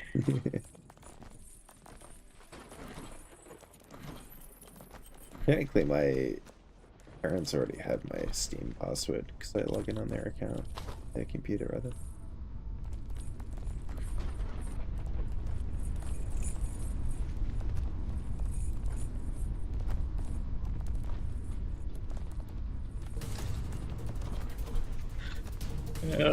Missed the button.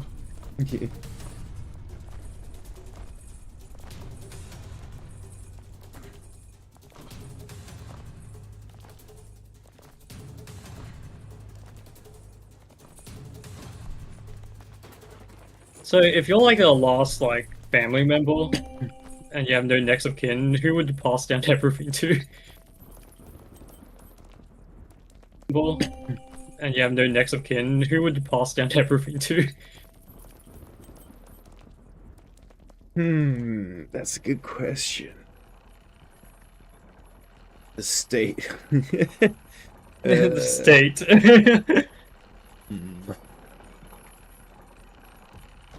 It depends. Like as it stands right now.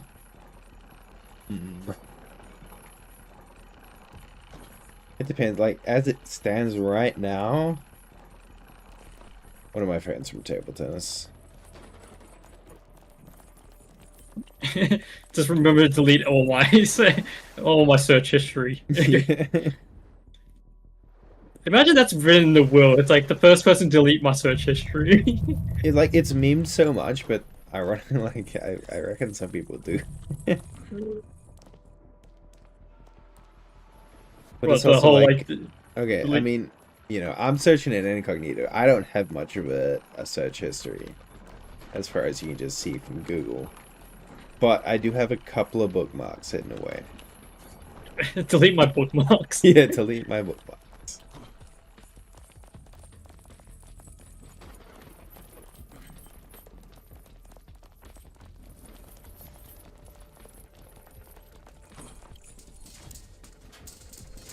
Okay, never mind, I missed that.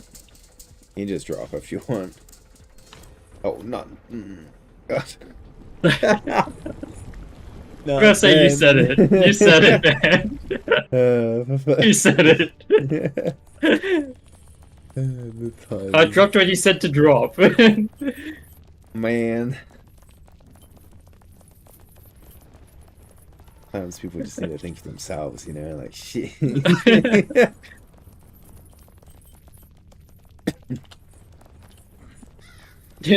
How many times have you told someone it's like you should break up with them, and they don't?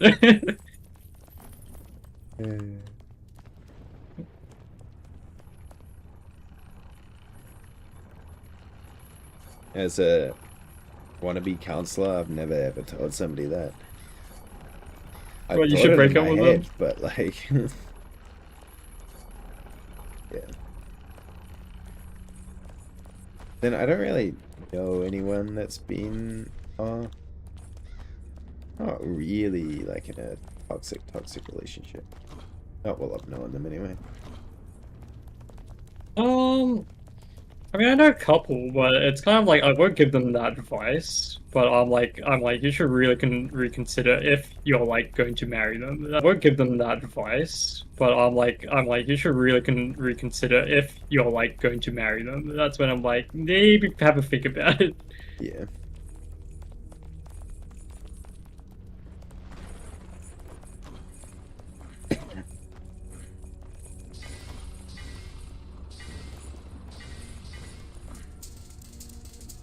Because I know someone that's like, I want kids, but their girlfriend's like, I don't want kids, and I'm like, if you're planning to stay in this relationship, you really gotta get that sorted. Yeah.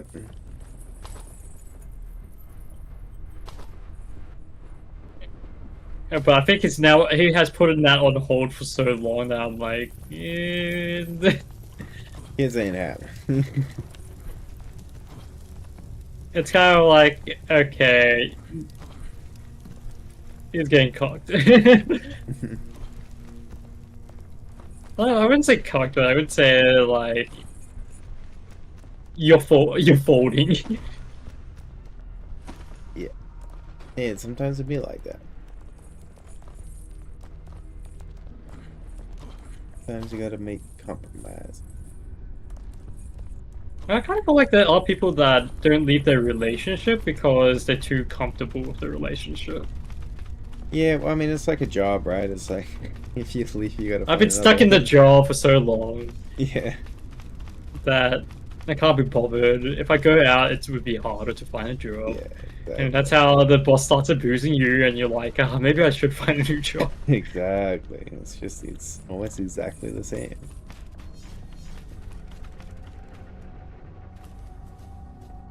But I mean, it's also there's nuances to it. Like, the sad reality is that if you're in a relationship, that person already knows you and you know them, and there is a certain comfort. And there's a reason that you would have got together in the first place.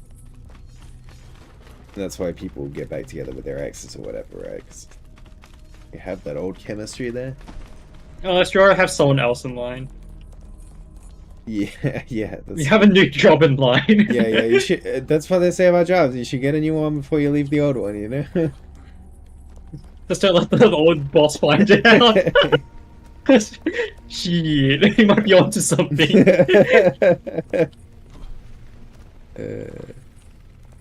Let your new boss find out about your old boss.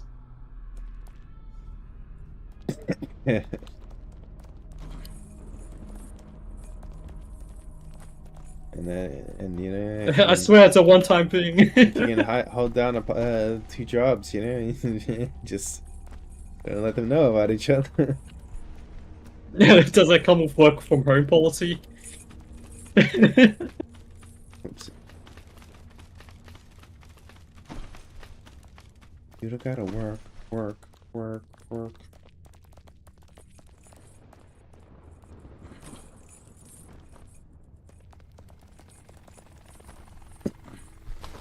Okay, yep, yep, yep, Yep. yep. Yep.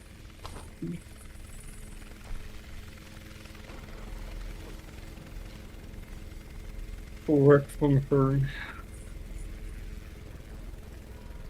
I've been looking for new webtoons to read recently, and there was this one set that I've been reading on, and one of their like featured works was just called "Cheating Men Must Die," and I was like, "Ooh, Oh. someone got hurt and wanted to write a Someone series got like hurt. shit."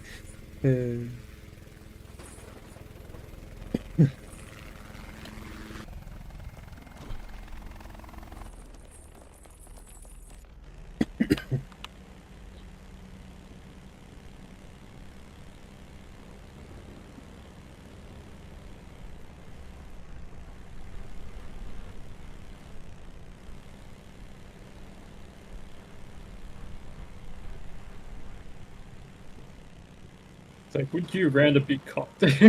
Oh, cheated.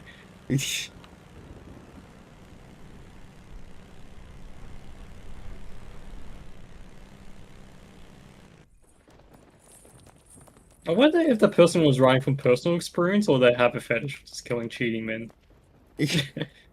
Hmm. Yeah. Just killing cheating men. Hmm. Yeah. I would guess personal experience, but yeah, I guess I don't know.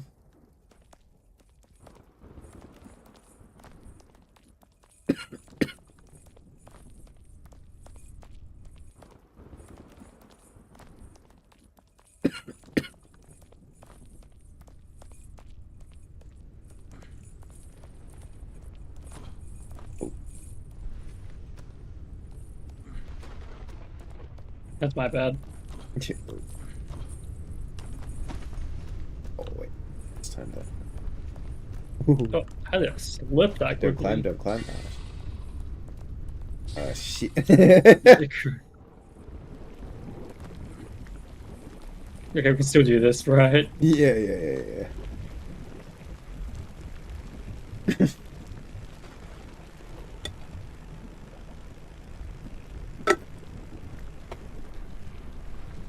Oh Okay. my. Holy. That's no way to treat this vintage car. We here. We can do it. We can do it.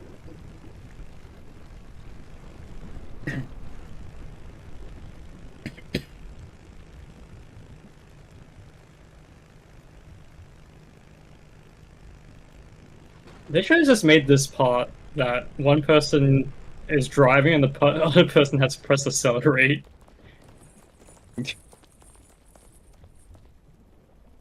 Make it a little bit more interesting. That's why I'm like excited for Dear Passengers. It's just it looks like a more interactive version of I'll Be There Yet. I don't know when exactly it's coming out this year, but I'm hoping it'll be. And never mind anything about the Epstein files. Whatever the fuck its controversy was. People are just too easy to upset these days, man. Like, shit, just let us have our games. Have our stories. Enjoy the content. Oh yeah. Wait. And again, I missed. Okay. Okay. That was just a scalp one. Okay, that's not the fault of the strat. That was just scuffed. What the fuck happened there? All right, let's. We're trying the strat. We're trying the Let's do strat. it normal. Let's do it normal. we're running out of time a little bit here. Are you good? Oh, let's go for the strat again. The normal strat, right? What the fuck is happening? Oh my lord. This climb has been crazy, I'll tell you that much. Oh, I'm climbing, I'm climbing.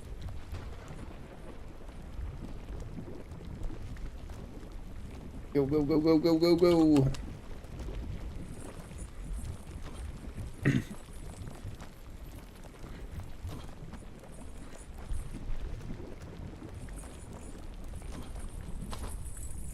We were not locked in today. I got 5 minutes left on my 3-hour limit.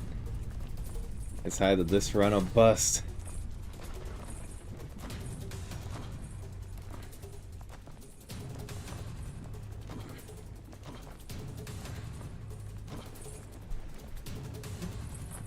I still remember when we played Gamble with friends and you lost us so much money.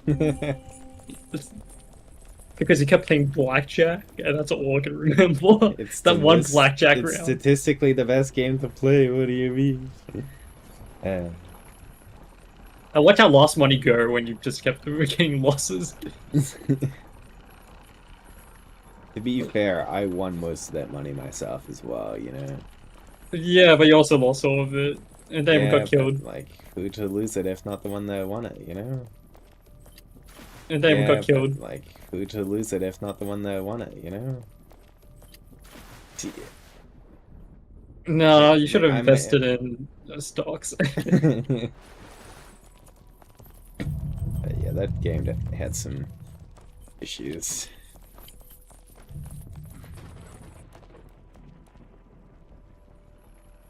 I feel that was the balance of that game was so off. Yeah, good There was, like- potential, but did not execute. I've been the worst friend slot. Did not execute. I've been the worst friend slot I played is RV Day. I think that was probably the worst one. It was pretty bad. Out of all the friend slops, I think that was like kind of my low tier. Yeah. Oh, we need to make a tier list of those games. Friend Slap Dallas? Yeah, I'll be done. Yeah.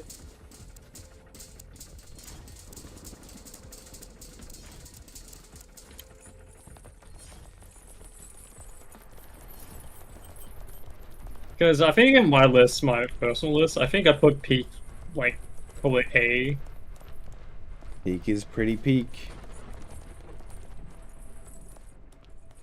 Not S tier? Come on, man. Maybe. I'm thinking where I would put. I'm trying to pick what is the perfect S tier. Honestly, oh. Maybe I just really want to play it again. I'm thinking Overcooked might be my S tier. Honestly. Yeah, maybe Overcooked. But also, maybe it's a nostalgia saying that. Yeah. I am supposed to be playing it again soon with some of my friends. Looking forward to.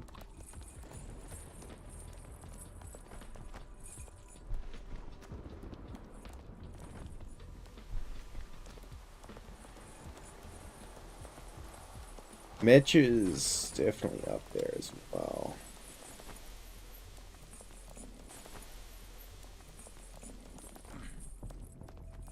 Probably on the A tier though. I put Phasmophobia. That's like a B. Or could even go to C maybe. Is it Friend Slap? Honestly, yeah. Yeah. It's not Yeah, it much is, of my a man. horror game, honestly, so yeah.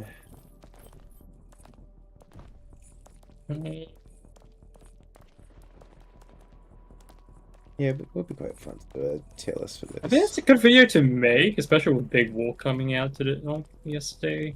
Yeah, I think, I mean, Friend Slap has been insanely popular the last, like, what, 3-4 years, so. Yeah, but Shoot. we're going rating the popular ones, right? Yeah, Oh, decently sized one. Like Meccha Chameleon is like probably. Ooh, that could be like A to B tier, I think. I could give it an A tier. I think, especially with all the updates The that they're the doing. maps. If they didn't have the issue with the modded maps, be much stronger, but I mean they're still bringing out quite a few visual ones as well. Do we count Among Us? Yeah, I was thinking that in my head. I was like, technically social deduction, right? I mean, not to say it can't also be friends slot, but I don't know. I don't think we should. what do you? I feel like that's a separate category with some of the other ones. Yeah. What do you define friends slot? What do you? I feel like that's a separate category with some of the other ones. Yeah. What do you define friends slot as? I guess that's the question. What is the meaning of friends?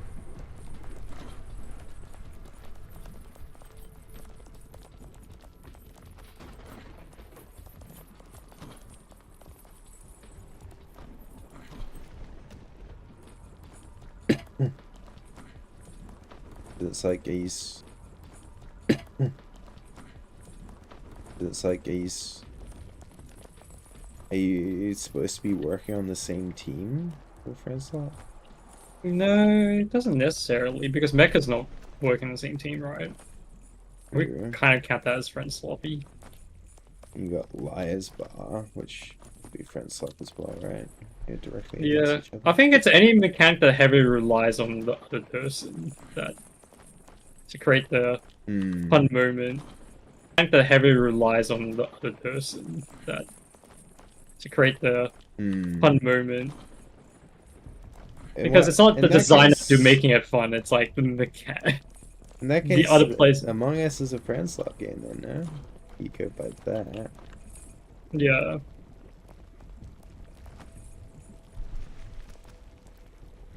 I would say it's whether the mechanic relies too heavily on the other person and not actually the game. Whether the mechanic relies too heavily on the other person and not actually the game itself.